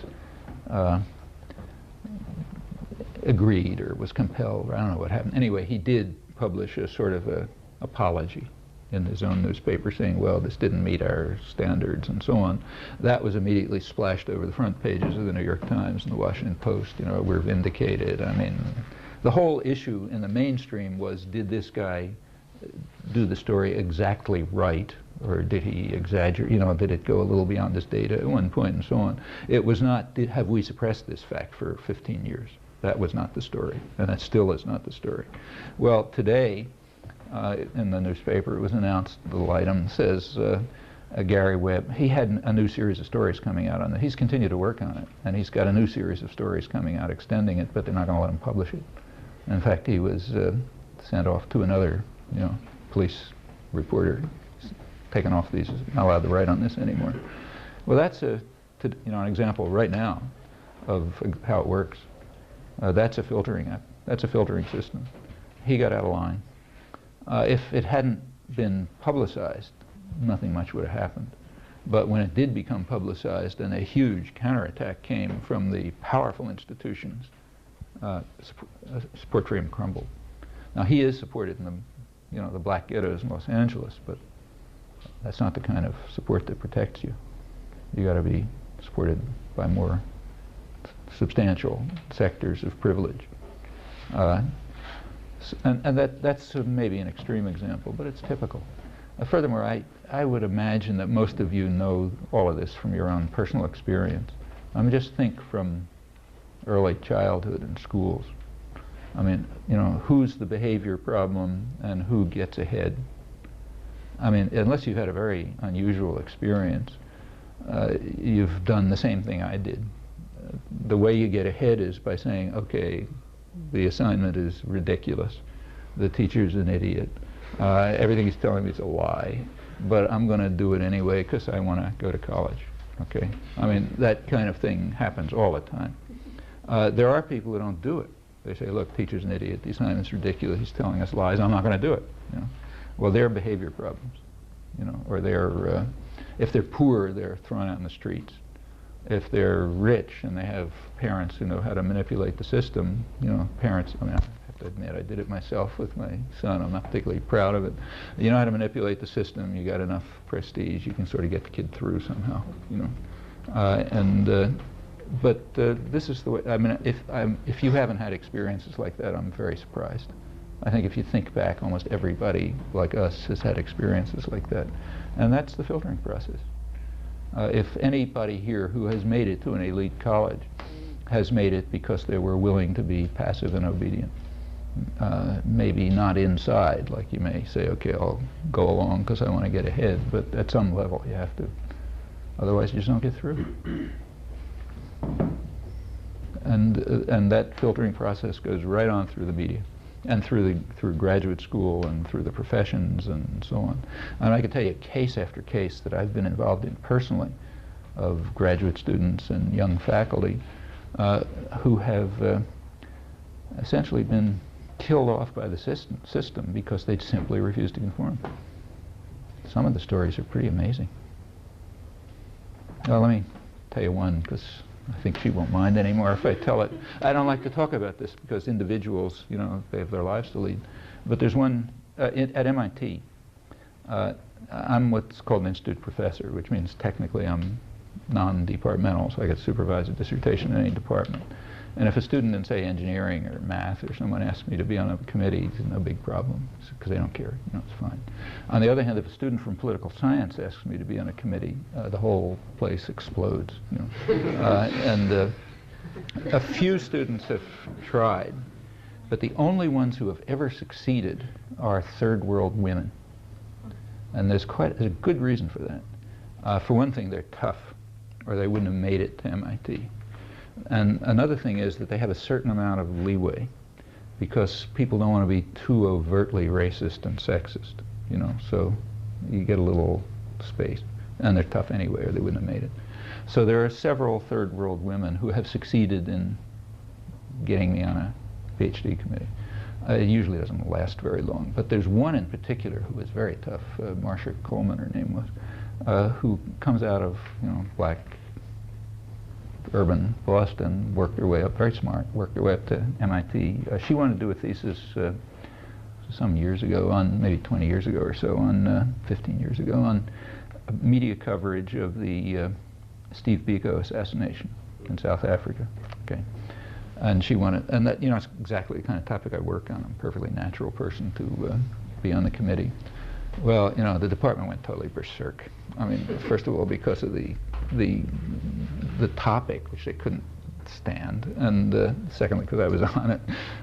But she insisted, you know, she sort of, very tough, she insisted on going through. I'll never forget the first, there was when you present, in the political science department, it's not quite as bad now as it was then, there's a kind of routine in which the student who has a thesis topic presents the thesis topic to the department, says, this is the topic I want to work on. I mean, usually nobody even shows up, you know, like maybe your mother shows up, or the, you know, the supervisor of the dissertation and so on.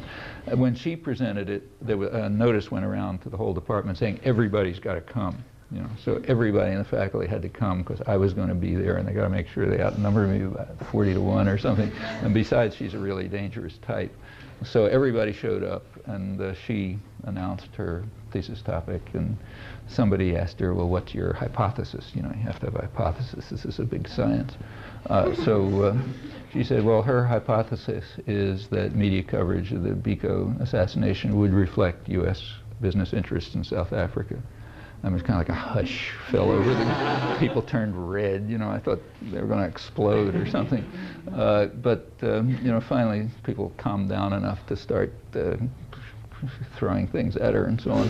But she withstood it, and they couldn't stop her. You know, you can't just come out and say, look, you're not allowed to work on that, period. You know, you don't get by with that. Well, what happened from then on was a charade. I mean, I kept talking, she kept coming, you know, see me all the time, describe what's happening. I mean, they kept putting new conditions on, you know, crazy requirements. You have to do something, you're supposed to do something called content analysis. I don't know if any of you are in political science, but there's some total nonsense called content analysis in which you count up all sorts of words and it doesn't tell you a thing, you know, but as a big statistical apparatus, and you have a lot of numbers and wastes a lot of time and so on. So instead of sort of reading what it doesn't have anything to do with, incidentally, is content. I think that's probably why it's called a content analysis. So it's not like let's read the editorial and see what it says, you know, but let's count up the number of times that this word appears and that word appears and so on and so forth. So she was, they forced her to waste huge amounts of time on statistical apparatus and, you know, raising the requirements of proof so you couldn't meet them in quantum physics and so on and so forth. And she kept wondering, you know, we kept talking about how to do it. I kept telling her, look, just do it, you know, do whatever they tell you and get through and go live your life. And finally, she sort of worked her way through and did make it through with a thesis that had most of the important material cut out because they wouldn't allow it in. Like she had extremely interesting interviews with journalists, American white journalists from here who were covering South Africa. One really fascinating one was with the Christian Science Monitor had a woman reporter in South Africa, what was her name, Jane Goodwin or something like that, who was pulled out by the Monitor and because of her reporting. And Marcia interviewed her and her editor. It's kind of like a Rashomon story. So she interviewed the woman and the editor who pulled her out, and they gave their version of what happened. The editor's version was, well, she was getting too emotionally involved, and she was becoming irresponsible, and, you know, not meeting our journalistic standards, and so on. So she pulled them. They had to pull her out. You know, her version. She's a good reporter, and she's out of the media since. Her version was that she. The way you reported from South Africa was you lived in a rich suburb of, you know, Johannesburg with 6 servants and a fancy house, and you went down to the, you know, met the nice right people at the right bar and so on, and that's how you reported from South Africa. She started doing things which they told her she couldn't do. She wanted to go out into the rural, into the country. We're supposed to stop or what? No. Oh. Finish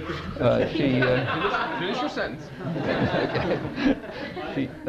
She decided she was going to go out into the townships, you know, where the black people live, or into the countryside, just see what it's like. People told her, you can't do that, you'll get killed, you know, they're all monsters and so on. But she went, and everything was fine, treated nicely, and she started reporting what life is really like. Well, at that point, you know, things began to blow up in South Africa. People didn't like her reporting, and there was pressure put on the newspaper, both from South Africa and from here, to have her withdrawn. And finally, they withdrew her. Okay, well, that's the story. This is part of Marcia's dissertation. She also had a very interesting interview with Anthony Lewis, New York Times reporter, who goes there for his vacations all the time. And I think his wife is South African or something. But and that was interesting. A lot of interesting. None of that stuff was allowed in the thesis. You know, and she finally accommodated and did get through. And since Mike is standing there and telling me to shut up, I won't tell you the rest of the story. But she did make it through to a fancy university and couldn't survive just because of faculty pressure in very ugly ways. She's now working in South African-oriented NGOs. You know. That's the kind of thing, that's the way filtering works. You know, a lot of cases. Like him, he could have been a fancy physicist if he wanted to. You know, instead he's wasting his time on this. So the next class is at 3. Okay. The other class is starting. Now you do whatever you want. If you want to break the wall, Okay. We'll take a break. The next one will start at 3:30. I've got two brief questions. The one is, I first saw or heard of you, in fact, on C-SPAN, of all places, and I don't know much about the ownership and control of C-SPAN, but it just looking back on it sort of surprises me, given the things you generally say and the things you were saying that night, generally criticizing corporations and their control in the American economy. And what, just out of curiosity, what time did you hear it? It was in fact fairly late in the evening in December of years ago. That's usually the run I like, 2 o'clock in the morning or something. Yeah. But the fact of the matter, if we come back to the second one later, the guy, I don't exactly know the whole structure of C-SPAN, but the guy in charge is a pretty open-minded guy. I know I sort of have an open invitation every time I'm in Washington to come in there to be on their interview shows and that sort of thing. The kind of programs that you saw, C-SPAN, however it works, I'm not quite sure how it works. Maybe it's federally funded or something, but they've got a lot of time and they're looking for fill. So if anybody uses any enterprise, you know, you just put a little initiative out, you can often get stuff on C-SPAN. I mean, I've been on a lot, and it's mostly because the local, you know, mostly when I give talks, it's to some, you know, some local groups organizing it. And if they have enough initiative, they can get on C-SPAN. And then it gets all over the country, and, you know, I start getting tons of letters from all over. It has a good effect, but it takes some initiative. I mean, I remember recently, about a year ago, I gave a talk at Martha's Vineyard. And whoever it was, some young guy who organized it, I guess he just called. And then they use their own local. They don't send any technicians. You know, they don't send any cameramen out or anything like that. But there's everywhere there's local people who do that kind of stuff.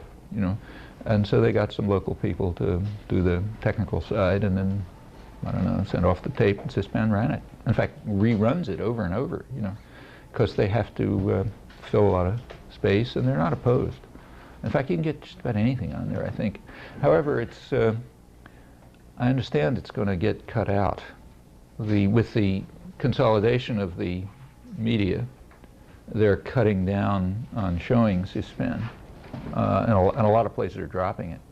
You just can't get on, you know, through the Murdoch network and so on. And as it gets more commercialized, I presume those channels will be cut out. But for the moment, up till now, it's one of the many resources that the left hasn't used that are available, and there are many. You know, I mean, with all the talk about how awful the media are, there are a lot of things that people like us have not done that could be done. One of them's this, but there's a lot more. My second question is a direct follow-up to that, and that is, if the left, or generally people who believe that they ought to control the decisions that affect their lives, are to really make that the predominant value in this country, if they're going to be successful at doing that, it seems like media is going to have to be a big part.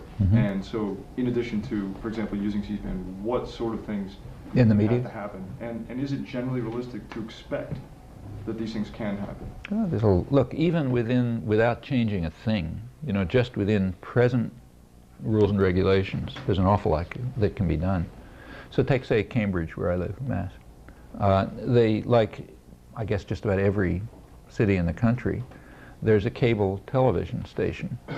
Part of the original Communications Act, back whenever it was, you know, 20 years ago, had a provision that said that in order to get a grant to cover some area, the cable companies had to put in public access television on cable. And a lot of communities have maybe all, you know, have these cable television stations.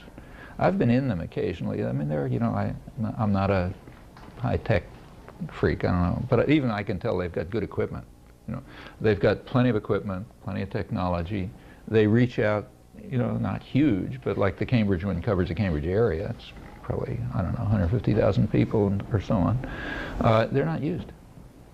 I mean, half of the stuff that's on there is kind of like freak shows. You know, people come in and they say, I want an hour, and then they do whatever their thing is, you know. But these are things that could be used. Somerville, which is right next door to Cambridge, it's been a little better used for community programs and for bringing in other things. There's a few other places, take around the Boston area, where it's used.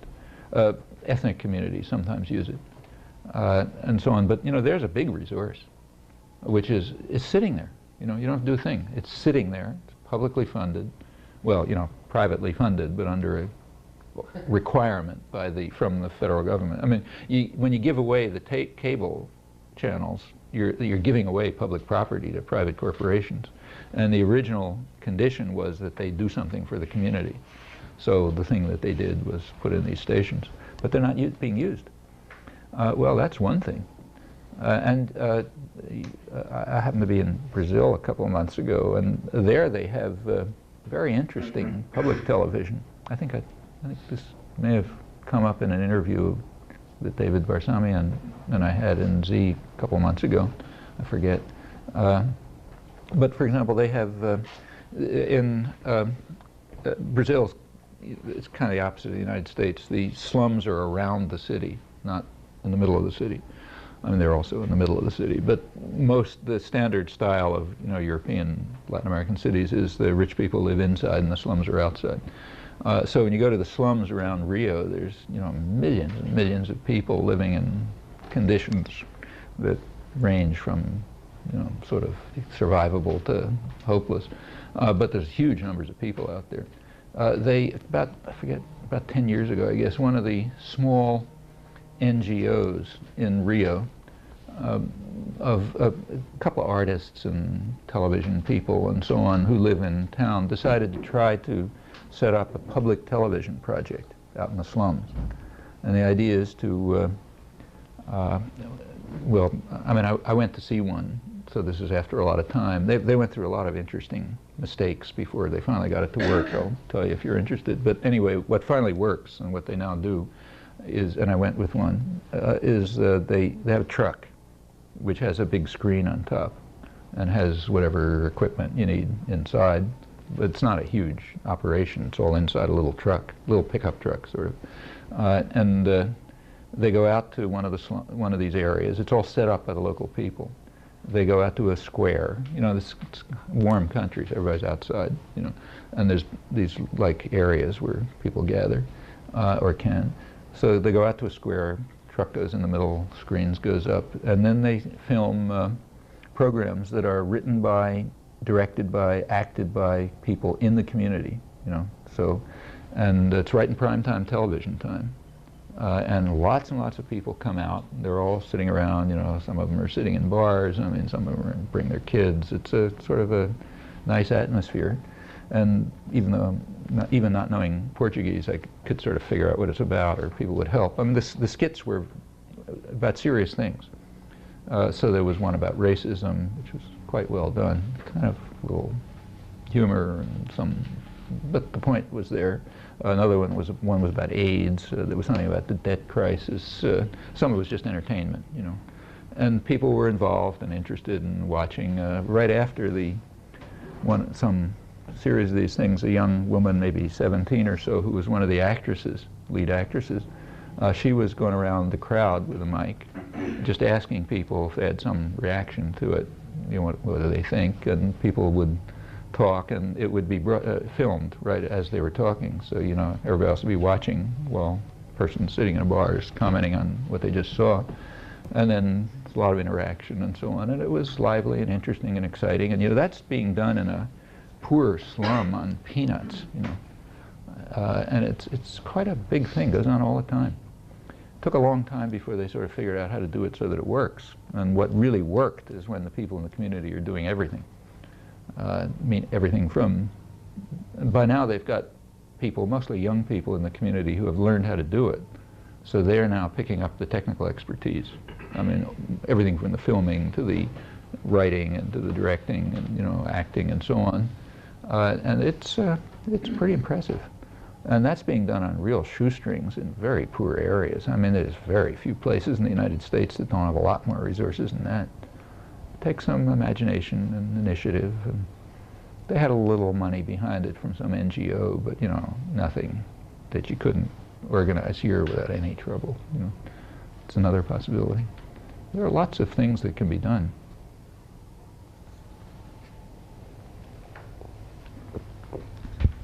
I've read a little bit about your talks and your school that you went to. I was always curious what happened to that school, and how important do you think it would be to set up a school like that again, or if it's even possible?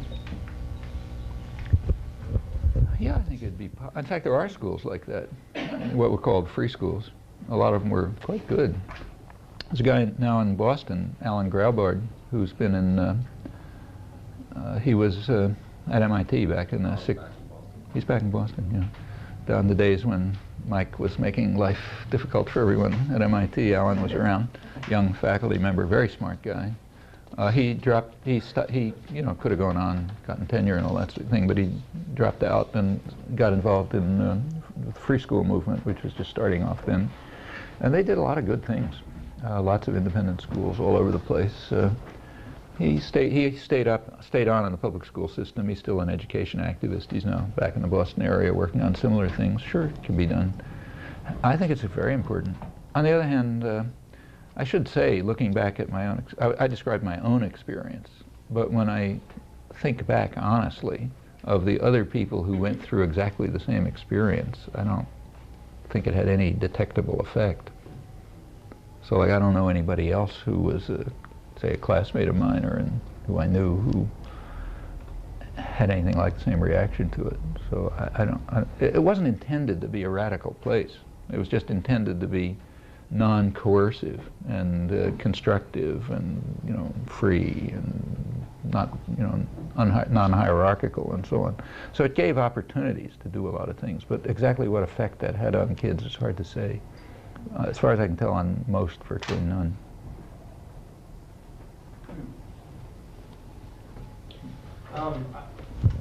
From what I remember of your readings, you said that one of the positions of mainstream media is that the fifth point was that they're anti-communist. The last of those filters. Yeah, the filters, that's right, the filters. So with the Soviet Union down, what's next? And is it China? I don't think so. I mean, actually, I should make it, you know, if you notice the title of that book, Ed Herman's name comes first. There's a reason for that.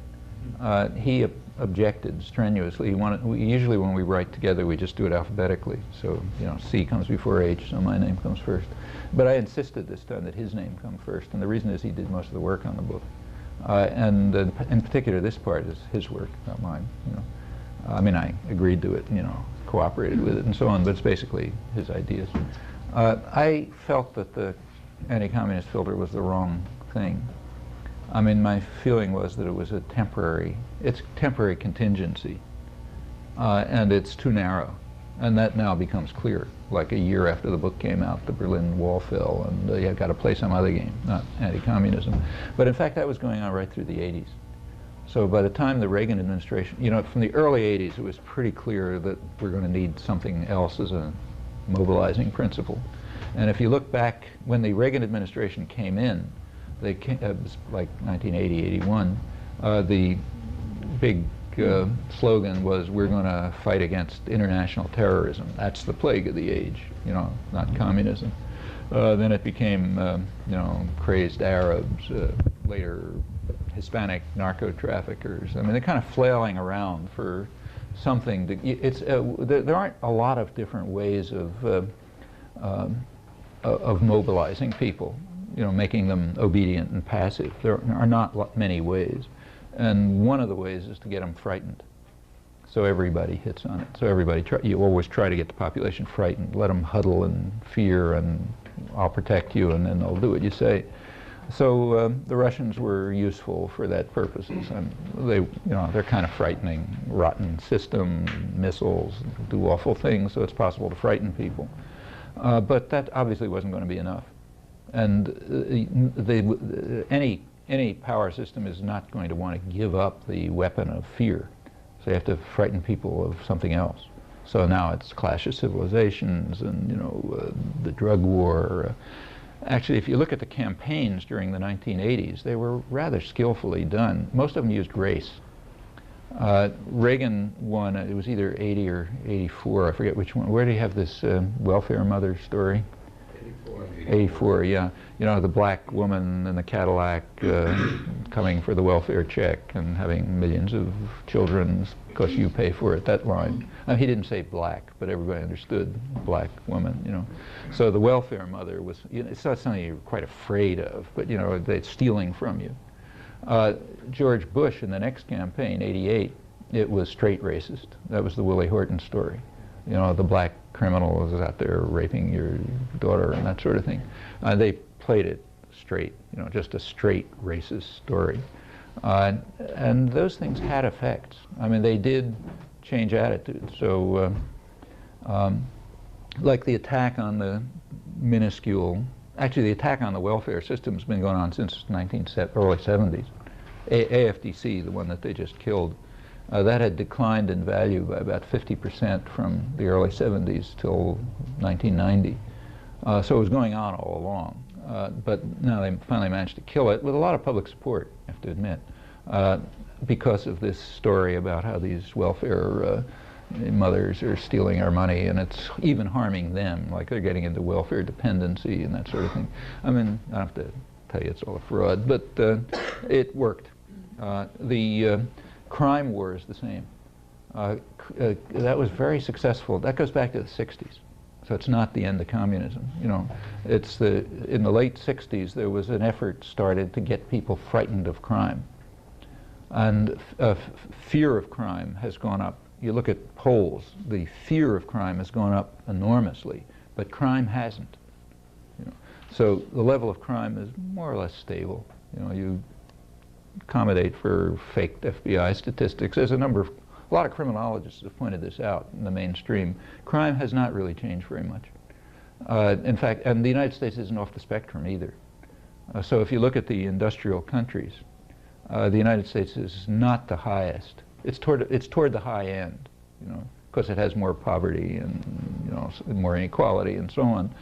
But it's not like off the spectrum or even at the top, with one exception. The sole exception is homicides with guns or suicides with guns. So killings with guns, the United States is off the, you know, kind of like off the map. But that's because of the crazed gun culture. It's not because of the level of crime. So like in some other country where, you know, people get mad at a traffic accident and they beat each other up or something, here they pull out a gun and kill each other, you know. So there's a lot of, and there's a lot of suicides with guns too, or just accidental deaths with guns. But apart from that, like in, say, rape or robbery or car theft, or, you know, you run across the list, the United States is toward the high end, but not off the map. And it hasn't changed a lot. But fear of crime has gone way up, and it has been a device of mobilization. People really are terrified. I mean, if you look at the expenses for personal protection against crime, you know, crazy high-tech things on your house or your car or whatever it is, it's huge, you know, absolutely enormous. Has absolutely nothing to do with crime. In fact, according to the criminological literature, the police don't even listen to those things, because about 99% of them are, you know, something went off by accident or, you know, something like that.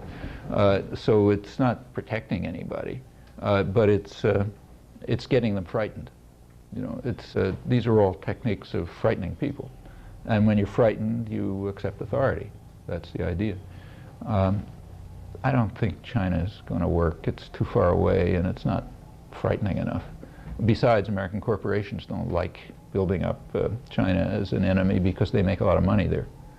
Everybody talks about this terrific Chinese economy and how it's booming and so on and so forth, you know, going to be the biggest exporter in the world and so on. Just take a look at the data.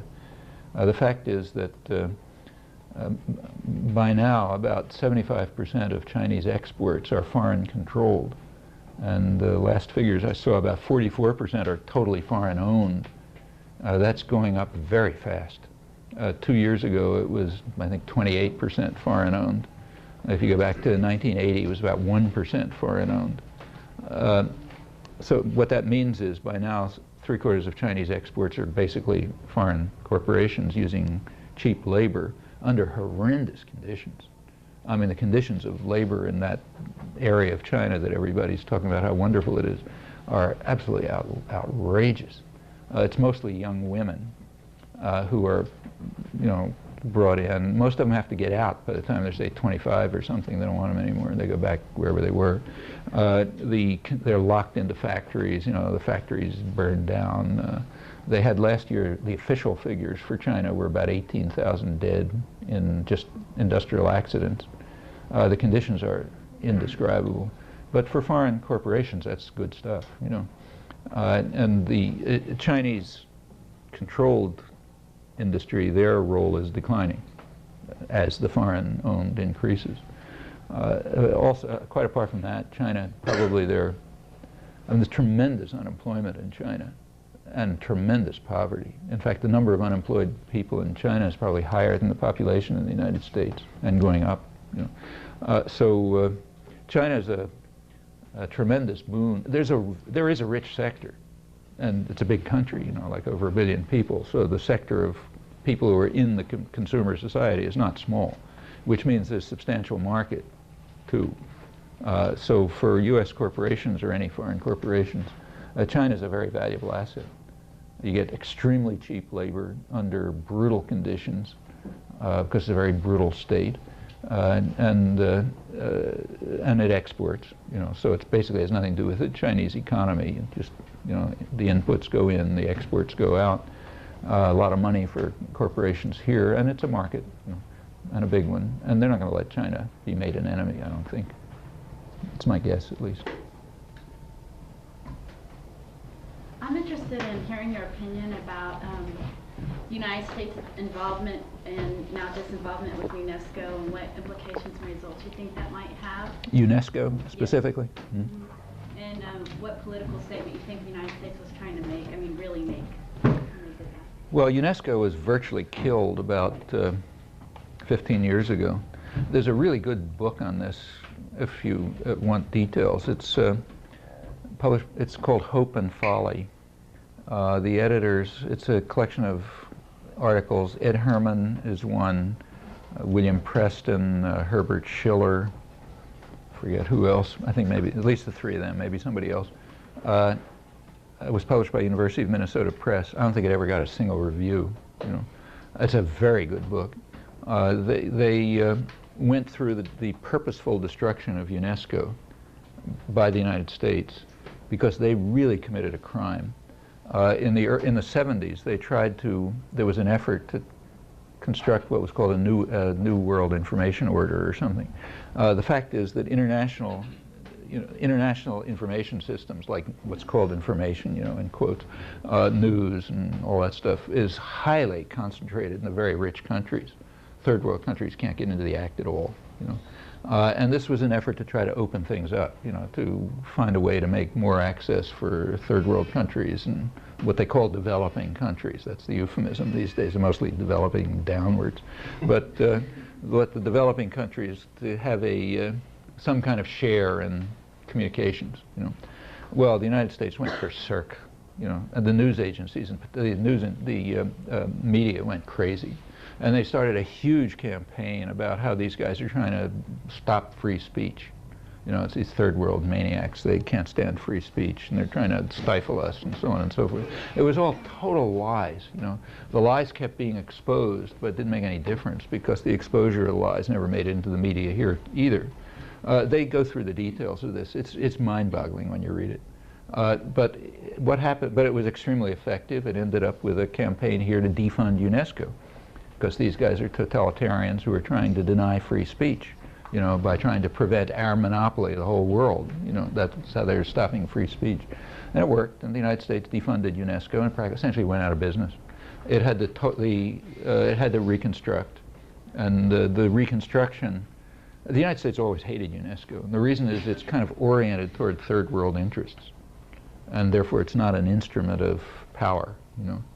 It had to they had to undergo what they called reform. You know, okay, reform means do what they tell you in Washington, and it pretty much changed. Not totally, you know, but it changed in that respect. And now it's barely functions in its original for its original purpose.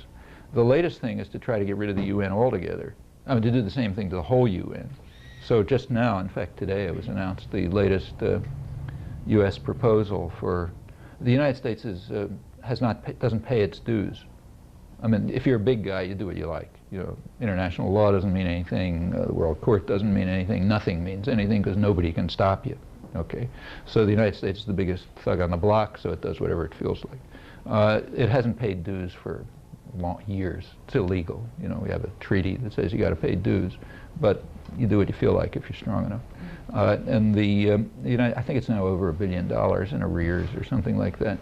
Well, the Clinton administration just announced yesterday or so that they would pay some portion of what they legally owe. You know, big concession, if the UN underwent reform. Okay, the reform means, you know, get rid of everything that we don't like. And the United States has there's a massive lying about this in the press. But the fact of the matter, you know, everything you read is how the Russians blocked the United Nations, and, you know, now that the Russians are gone, we can finally do things. Total lie. From the 1960s, the United States is way in the lead in vetoing Security Council resolutions, voting alone or with Israel or Albania or somebody, against General Assembly resolutions, blocking every initiative on every issue you can imagine, from human rights to international law to whatever. The U.S. is way ahead, Britain second, France very distant third, Russia last. And the U.S. just turned against the United Nations. And the reason is it got out of control. It got it's not very democratic, but it got democratized, so-called. That is, other countries got in. In the early 50s, the UN was very popular, but that's because it did everything the United States said. If you think about the world situation then, the U.S. had all the wealth, all the power, all the food, everything else, and the UN just went along. The U.S. says something, UN does it. So it was extremely popular. You look back at the articles written by big shot intellectuals, it was all about how it was this marvelous instrument of world order, we finally have peace and so on. By the 1950s, decolonization was beginning, and more countries were getting in, and that continued in the 60s, and that led to a non-aligned sector. There's a big non-aligned sector of the third world countries that weren't part of either of the major blocs. And they just started doing things that the U.S. didn't like, so the U.S. turned against it, and by now it's almost alone. For about 20 years it's been virtually alone against the whole UN on issue after issue. So naturally the thing to do is to get rid of it, or modify it so much that it's essentially subordinated to U.S. interests the way it was back at the founding days. And that's what this new funding request, yesterday's funding request, aims to do. If you look at the papers today, you'll notice that it's not just the third world that's angry about it. Even Europe is quite annoyed at these U.S. proposals, because it's a real power play to try to turn the UN into a straight instrument of U.S. power. Here it's talked about as in terms of reform. They have too much bureaucracy and they waste money and so on, all of which is true, incidentally. But it's just as true of any, General Electric or, any local government you look at. But it's true, there's lots of guys riding around in big cars who don't need them and, got their girlfriends on the payroll and all that kind of stuff. Sure, that's all true. But not beyond the norm, for big institutions like that. I'm not sure if that was the thing that you were talking about, had in mind. It was, yeah, okay. Can you talk a little bit about the media and the Zapatistas? About the media and the EZLN, Zapatistas and Chiapas? Well, they have used the internet very creatively and have tried very hard to build up international support and solidarity, which is very important. They wouldn't be alive if they hadn't done that. When the Zapatista revolution took place, my expectation, and I think everybody's expectation, was that the Mexican army, which is very brutal, would just go in there and murder them, which they certainly have the force to do, with U.S. support if necessary, and that'd be the last thing we'd hear of the Zapatistas. They didn't. And the reason they didn't was because they managed to build up pretty quickly, with a rather creative use of whatever media are around, like the internet. They managed to get their story out, and it turned out they had plenty of support. So within Mexico, they had enormous support, and internationally, there was a lot of solidarity. And the Mexican government, and probably the United States, realized that if they go in and kill them, Mexico is going to blow up. So they backed off, and they were given, they're allowed to survive as long as they stay in the jungle there. Then comes a period. Then the next expectation is, by the time people forget about them, the Mexican government will go in and do what it wanted to do in the first place, which I suspect is what will happen.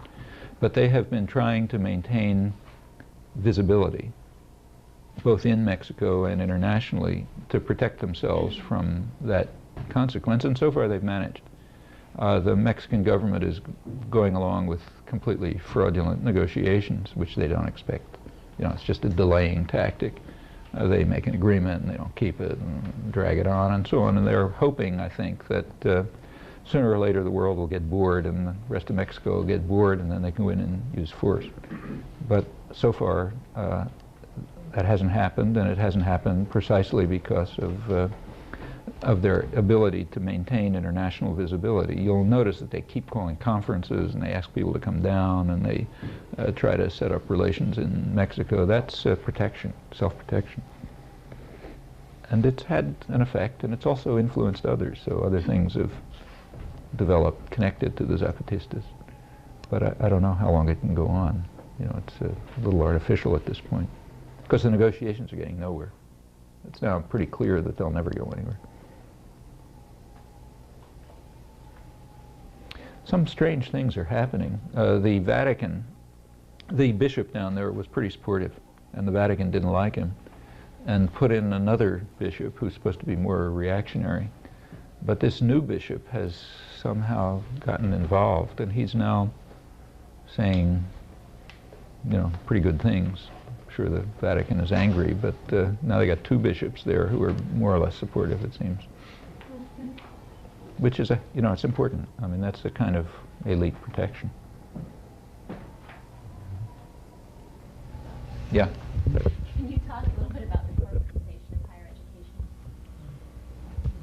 Yeah, that's, I mean, the people who are most worried about that are actually the scientists. And there's a lot of protest and concern. I see it a lot at MIT, or you read the science journals, it's full of it. Contrary to what a lot of people think, when the universities, of course, research is supported from the outside, obviously. Like, universities don't sell their own products. By now they're starting to do that, but not much. So up through the big growth period after the Second World War, it was federal government funding overwhelmingly. A lot of it Pentagon, you know, some of it National Science Foundation, NASA, you know, Atomic Energy Commission, mostly sort of around the military system. And during that period, it was very free. So at MIT, which is super Pentagon university, there's just no interference from the Pentagon. You do whatever you feel like. Because they understood that there was also no secrecy. They don't want any secrecy. The reason is that they more or less understood their role. Their role is to be a funnel for passing public funds into private pockets. Okay, that's essentially the role of the Pentagon, and the universities are part of it. MIT's, Stanford, Johns Hopkins, huge parts of it. They fund research and development. And then, if anything works, you hand it over to private corporations. Like, take, say, the Internet. Okay, the Internet was, all the ideas came out of the military, the ARPA, the research agency in the Pentagon. It was implemented in the universities under military contracts. This includes the software, the hardware, you know, packaging, parallel processing, advanced microprocessor design. I mean, the whole business, all publicly funded.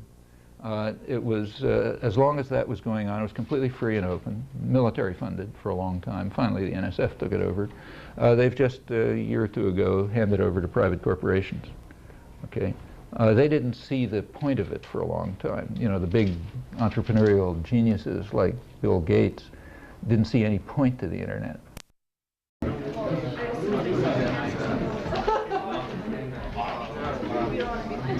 Okay? We're supposed to start, Mike, or? You may begin. I may begin. Thank you. Well, Mike gave me some orders yesterday. He told me that instead of just throwing the thing open to discussion the way I've done in past years, he wanted me to make a little speech first. I don't know why. I have to ask him.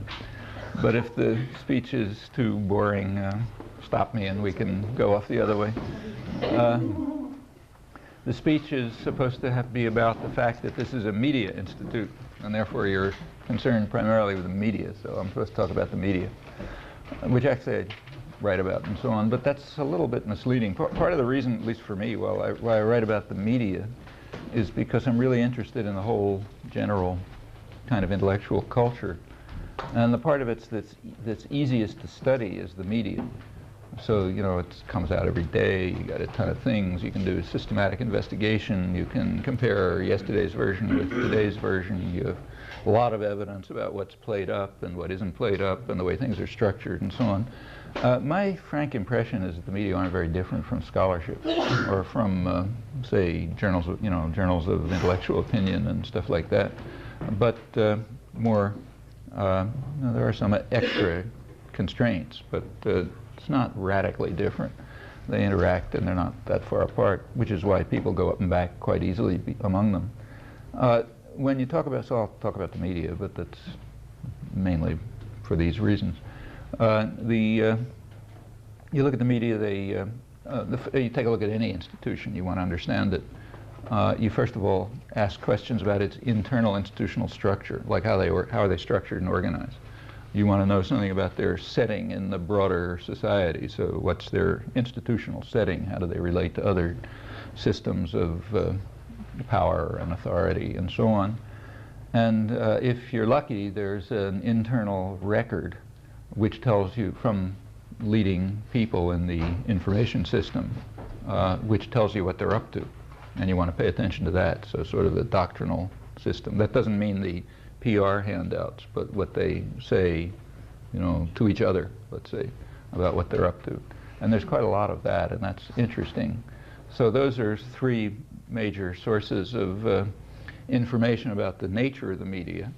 You want to study them the way, you know, say a scientist would study some complex molecule or something. You take a look at the structure, and then you make some hypotheses based on the structure as to what the media product is likely to look like.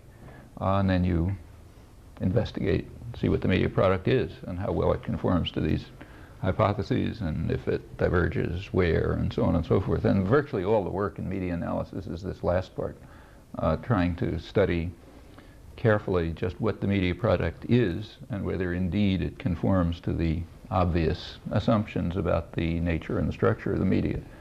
And there are various ways to approach that question. They've been discussed, and we could talk about that. So that's the field of media analysis. Well, what do you find, roughly? I mean, like 1 minute sketch, because it's pretty obvious, so I don't have to waste any time on it. First of all, if you look at the media, you find that they're differentiated. So there's different media which do different things, like the entertainment and, you know, the Hollywood and soap operas and so on, or even most of the newspapers in the country, like the overwhelming majority of them. They are aimed at a mass audience.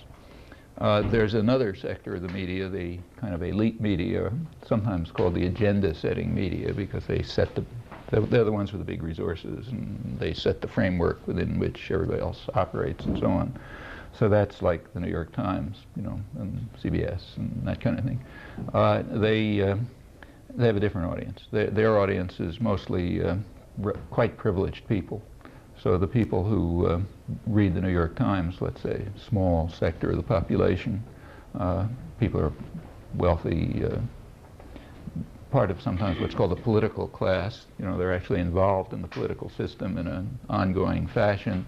They're basically managers of one sort or another. They can be political managers, business managers like corporate executives, or, you know, that sort of thing, or doctoral managers like university professors or other journalists. That's essentially what the university is in the middle of. And people within them who don't, you know, sort of adjust to that structure and accept it, and usually internalize it, because you can't really work with it unless you internalize it and believe it. People who don't do that are likely to be weeded out along the way, actually starting from kindergarten, you know, all the way up. There's all sorts of filtering devices that get rid of people who are a pain in the neck and think independently and so on and so forth, and you end up with there's a lot of, I mean, you've all been through college, and you know that the whole educational system is very highly geared to rewarding conformity and obedience. I mean, if you don't do that, you're a troublemaker and so on. So it's kind of filtering device, which ends up with people who really honestly, they're not lying, you know, they honestly internalize the framework of belief and attitudes of the surrounding of the power system in the society. The real elite institutions, like say, Harvard and Princeton and the upscale small colleges, for example, I mean, they're very much geared to socialization. I don't know if you happen to have been in them, but if you go through, say, a place like Harvard, most of what goes on there is teaching you manners. So like how to behave like a member of the upper classes and how to think the right thoughts and so on and so forth. Actually, that was pointed out by George Orwell in an essay that had an interesting history. Everybody knows Animal Farm, okay, came out around mid-40s, and it was a satire on the Soviet Union, totalitarian state. So big hit, everybody loved it. Turns out that he wrote an introduction to Animal Farm, which was suppressed. Came out, only appeared 30 years later. Somebody found it in his papers. The introduction to Animal Farm, he was writing in England. The introduction to Animal Farm was called Literary Censorship in England. And what it says is that obviously this book is, carries, it's ridiculing the Soviet Union and its totalitarian structure. But he said England's not all that different. I mean, we're a free society, we don't have the KGB on our neck, but the end result comes out pretty much the same. He says people who have independent ideas or who think the wrong kind of thoughts are cut out of the, they're removed from reaching the public in one or another fashion. And then he gives some examples and so on. Then he talks a little bit, he has only a few sentences of analysis as to why it happens. I mean, what I'm talking about now, the institutional structure, actually has 2 sentences. He says, why does this happen? He says, well, one, because the press is owned by wealthy men who only want certain things to reach the public, which is, a very brief way of saying what I was saying in a complicated way. And the other thing he said is that when you go through the elite education system, like you go through the proper schools and you end up in Oxford and so on, the path to entering into the top of the society, you go through this, you just learn that there are certain things that it's not proper to say, and in fact there are certain thoughts that it's not proper to have. Well, that's the socialization role of the elite institutions, and if you don't adapt to that, you're usually out. Like there's statistical error in the system, so you get sort of people filtering through for one or another reason. But he's basically correct. I mean, those 2 sentences more or less tell the story. The press is owned by wealthy men, meaning, big corporations and tied to other powers and so on, and they have a certain picture of the world they want to see expressed, and it is expressed. And the other thing is that the people who enter it, who make it through the system and are in positions where they can do anything about it, they have internalized the proper beliefs and attitudes, or else they wouldn't be there. It's like when you do criticism of the media, and you say, look, here's what Anthony Lewis or somebody else is writing, they get very angry. And they say quite correctly that nobody ever tells me what to write. I write anything I like. All this business about pressures and constraints is nonsense because I'm never under any pressure, which is completely true. But the point is they wouldn't be in that position unless they had already demonstrated that nobody has to tell them what to write because they're going to say the right thing. And if they hadn't, if they had started off at at the Metro desk or something and had pursued the wrong kind of stories, they never would have made on who were involved in kind of organizing the way people think and look at things. So that's basically the audience of the elite media. The elite media do set a framework within which others operate. So like if you're watching the Associated Press, grinds out the news in a constant flow. If you're watching it at around mid-afternoon, it breaks, and there's something comes along every day which says notice to editors. Tomorrow's New York Times is going to have the following stories on the front page. Okay, and the point of that is that if you're like an editor of a newspaper in Dayton, Ohio or something, and you don't have the resources to figure out what the news is and you don't want to think about it anyway, this tells you what the news is. Okay, so these are the stories. Like for the quarter page that you're going to devote to something other than diverting your audience, these are the stories that you put there, because that's what the New York Times tells us is what you're supposed to think for tomorrow, and it's not, if you were an editor in Dayton, Ohio, you would sort of have to do that because you don't have much else in the way of resources. And if you get out of line, like if you're producing stories that the big press doesn't like, you'll hear about it pretty soon. In fact, what just happened at San Jose Mercury News is a dramatic example of this. So there are a lot of ways in which power plays can drive you right back into line if you move out. And if you try to break the mold, you're not going to last long. So that framework does, in fact, work pretty well. And it's understandable. I mean, it's just a reflection of obvious power structures. Well, for the mass media, you know, the real mass media, those that are directed to a mass audience, I mean, you know perfectly well what they're up to. They're basically trying to divert people, to get them out of our hair. You know, let them do something else, but don't bother us being the people who run the show. So let them get interested. Professional sports is an example. Let them everybody be crazed about professional sports or sex scandals or, the personalities and their problems or something like that. Anything as long as it's not serious. Because the serious stuff is for the big guys. We take care of that. So that's the real mass media. Actually, they're not much studied, which is a shame, because it's an interesting, it's a hard topic to study all that kind of stuff. You know, a lot of things you got to look at, but it takes resources. But especially if you're thinking about television and the movies and so on. But anyway, what they're up to is pretty obvious, and anybody knows it who lives in this society, because you're exposed to it all the time. So let me talk just about the elite media, the agenda-setting ones. What are they? So like the New York Times and CBS, for example. Well, first of all, they are major corporations, very profitable, huge corporations. Furthermore, most of them are either interlinked or outright owned by much bigger corporations like General Electric and Westinghouse and so on. So they're way up at the top of the power structure of the private economy. Which is a very tyrannical structure. I mean, corporations are basically tyrannies, you know, hierarchic, control from above. I mean, you don't like what they're doing, you get out, and that sort of thing. And the major media are just part of that system. What about their institutional setting? Well, that's more or less the same. I mean, what they interact with and relate to is other major power centers. So the government, other corporations, the universities, because they are a doctrinal system, so they interact closely with the universities. Like if you're a reporter and you're writing a story on, Central, I don't know, Southeast Asia or Africa or something like that, you're supposed to go over to the big university and find an expert, and they'll tell you what to write, or else go to one of the foundations, like Brookings Institute or American Enterprise Institute, and they'll give you the words to say, and so on. These outside institutions are very similar to the media.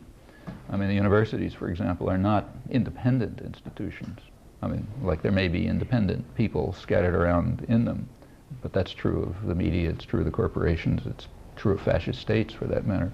But the institution itself is parasitic. It's dependent on outside sources of support. And those sources of support are not, like Z Magazine or 95% of the population in the country.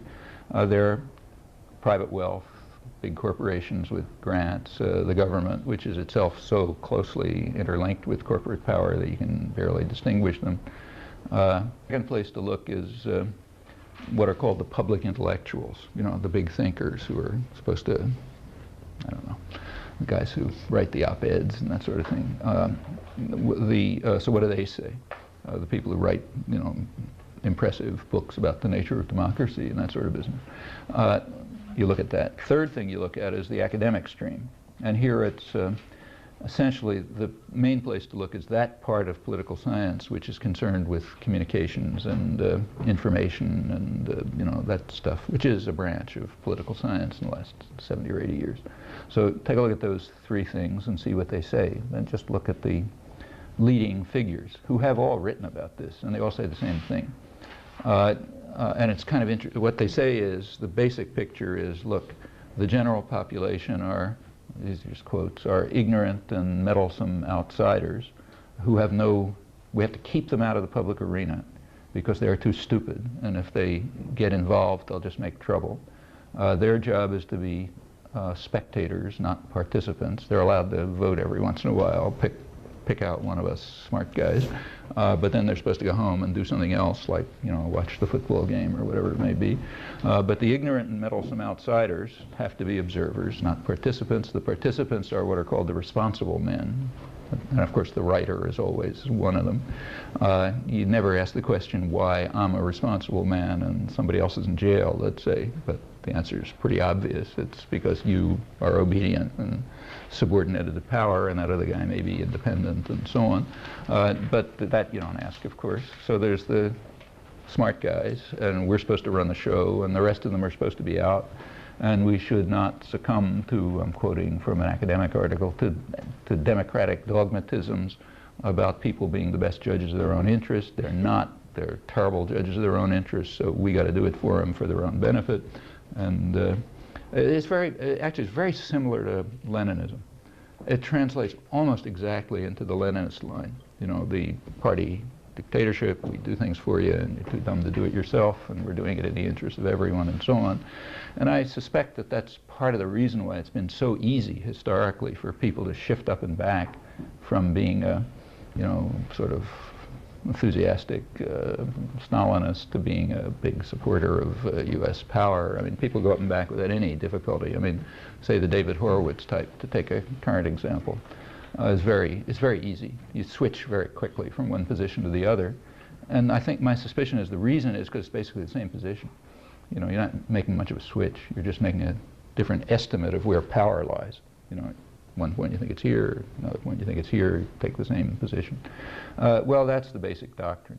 How did it evolve? That also has an interesting history. A lot of it comes out of the First World War, which was a big turning point. First of all, it changed the position of the United States in the world scene considerably. I mean, around the turn of the century, the U.S. was, in fact, in the 18th century, the United States was already the richest place in the world. I mean, the quality of life, say, you know, health, longevity, you know, all that kind of stuff, of colonists in 18th century America, that was not achieved by the upper classes in Britain until the early 20th century. I mean, let alone anybody else in the world.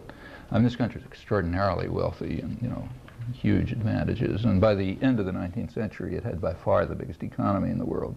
But it was not a big player in the world scene. I mean, U.S. power sort of extended to the Caribbean islands, not, you know, parts of the Pacific, not much farther. During the First World War, the relations did change. I mean, they changed dramatically during the Second World War. The Second World War, the U.S. just took over the world. But the First World War, there was already a change. And in fact, the U.S. shifted from being a debtor to a creditor nation in the First World War, and it became a, not huge, it wasn't like Britain, but it became a substantial actor in the world, you know, for the first time. That was one change. But there were other changes. During the First World War was the first time when there was really coordinated state propaganda. Highly organized, coordinated state propaganda. It was first the British. The British had a Ministry of Information, and they really needed it because they had to get the United States into the war, or else they were going to get in bad trouble. So they had a Ministry of Information which was mainly geared to sending propaganda to the positions where they can now say anything they like. So nobody's telling them what to say, and the same is true of the university faculty and so on, but it's because they've been through the socialization system. Okay, well, you look at that structure, that whole system, what do you expect the news product to be like? Well, pretty obvious, actually. I mean, here's the New York Times. It's a corporation, sells a product. The product is audiences.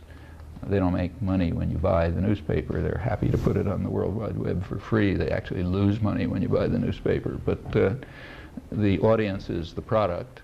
The product is privileged people, just like the guys who are writing the newspapers, you know, top-level decision-making people in the society. And you have to sell a product to a market, and the market is, of course, advertisers, that is, other businesses.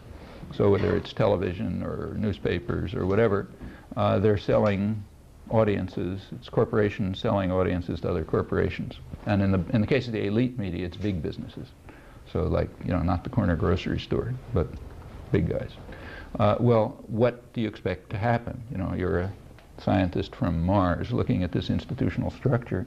What would your prediction be about the nature of the media product, given that whole set of circumstances, it would obviously be kind of null hypothesis, you know, the assumption that you'd make, assuming nothing further, the obvious assumption has to be refuted, is that the product of the media, what appears, what doesn't appear, the way it's slanted, you know, the whole story, will reflect the interests of the buyers and the sellers and the product, and the institutional and the power systems that are around them. I mean, if that wouldn't happen, it'd be kind of a miracle. So, perfectly obvious assumption is that that's what happens. Okay, then comes the hard work. You look at the, you know, you see how they cover this and how they cover that, and why they don't do this and why they don't do that, and you ask, does it work the way you'd predict? And the answer is, well, you can judge for yourselves. There's lots of material on this, and these, you know, this obvious hypothesis has been subjected to the hardest tests anybody can think of, and it stands up remarkably well. You virtually never find anything in the social sciences that's as strongly supported as this conclusion, which is not a big surprise, because if it didn't, it would be miraculous if it didn't hold up, given the way that the forces are operating. Next thing you discover is that this whole topic is completely taboo. It cannot be discussed. I mean, if there's an academic media conference run by, you know, lefty pacifists or something, you can be certain that this topic will not arise. You know, if you go to the Kennedy School and the Media Institute, or, you know, Stanford or somewhere, and you study journalism or communications or, you know, academic political science and so on, these questions will never appear. That is the null hypothesis, the hypothesis that any idiot would come across without even knowing anything. That is not allowed to be expressed, and the evidence bearing on it cannot be discussed. Well, you'd predict that too. If you look at the institutional structure, you would say, yeah, sure, that's got to happen, because why should these guys want to be exposed? You know, why should they allow critical analysis of what they're up to take place? And the answer is that no reason why they should allow that. The fact is they don't. And again, it's not purposeful censorship. It's just that you don't make it to those positions, even if you're on the left. Includes the left, as what's called the left, as well as the right, unless you have been adequately socialized and trained so that there's, or well put it, there are just some thoughts you don't have, because, and if you did have them, you wouldn't be in there. That works as well, so you get kind of like a second order prediction that comes out and is well confirmed, is that the first order predictions are highly verified but never discussed, not allowed into discussion. Makes perfect sense, you know, fits the nature of the institution. Last thing to look at is the kind of the doctrinal framework in which this proceeds. Like, is there thinking about it? Do people at high levels in the information system, including the media and advertising and academic social, you know, academic political science and so on, do these people have a picture of what ought to happen when they're writing for each other, not when they're making graduation speeches? You know, you make a commencement speech, pretty words and stuff, but when you're writing academic articles or, you know, serious thought or something like that, what do people say about it? Well, actually, there's a good record of that, and it's interesting and consistent, and it goes exactly along with this picture. And it's quite interesting to look at. So there's basically three currents that you want to look at. One is the public relations industry, you know, the main business propaganda industry. So what do those guys say? What do the leaders of the PR industry say?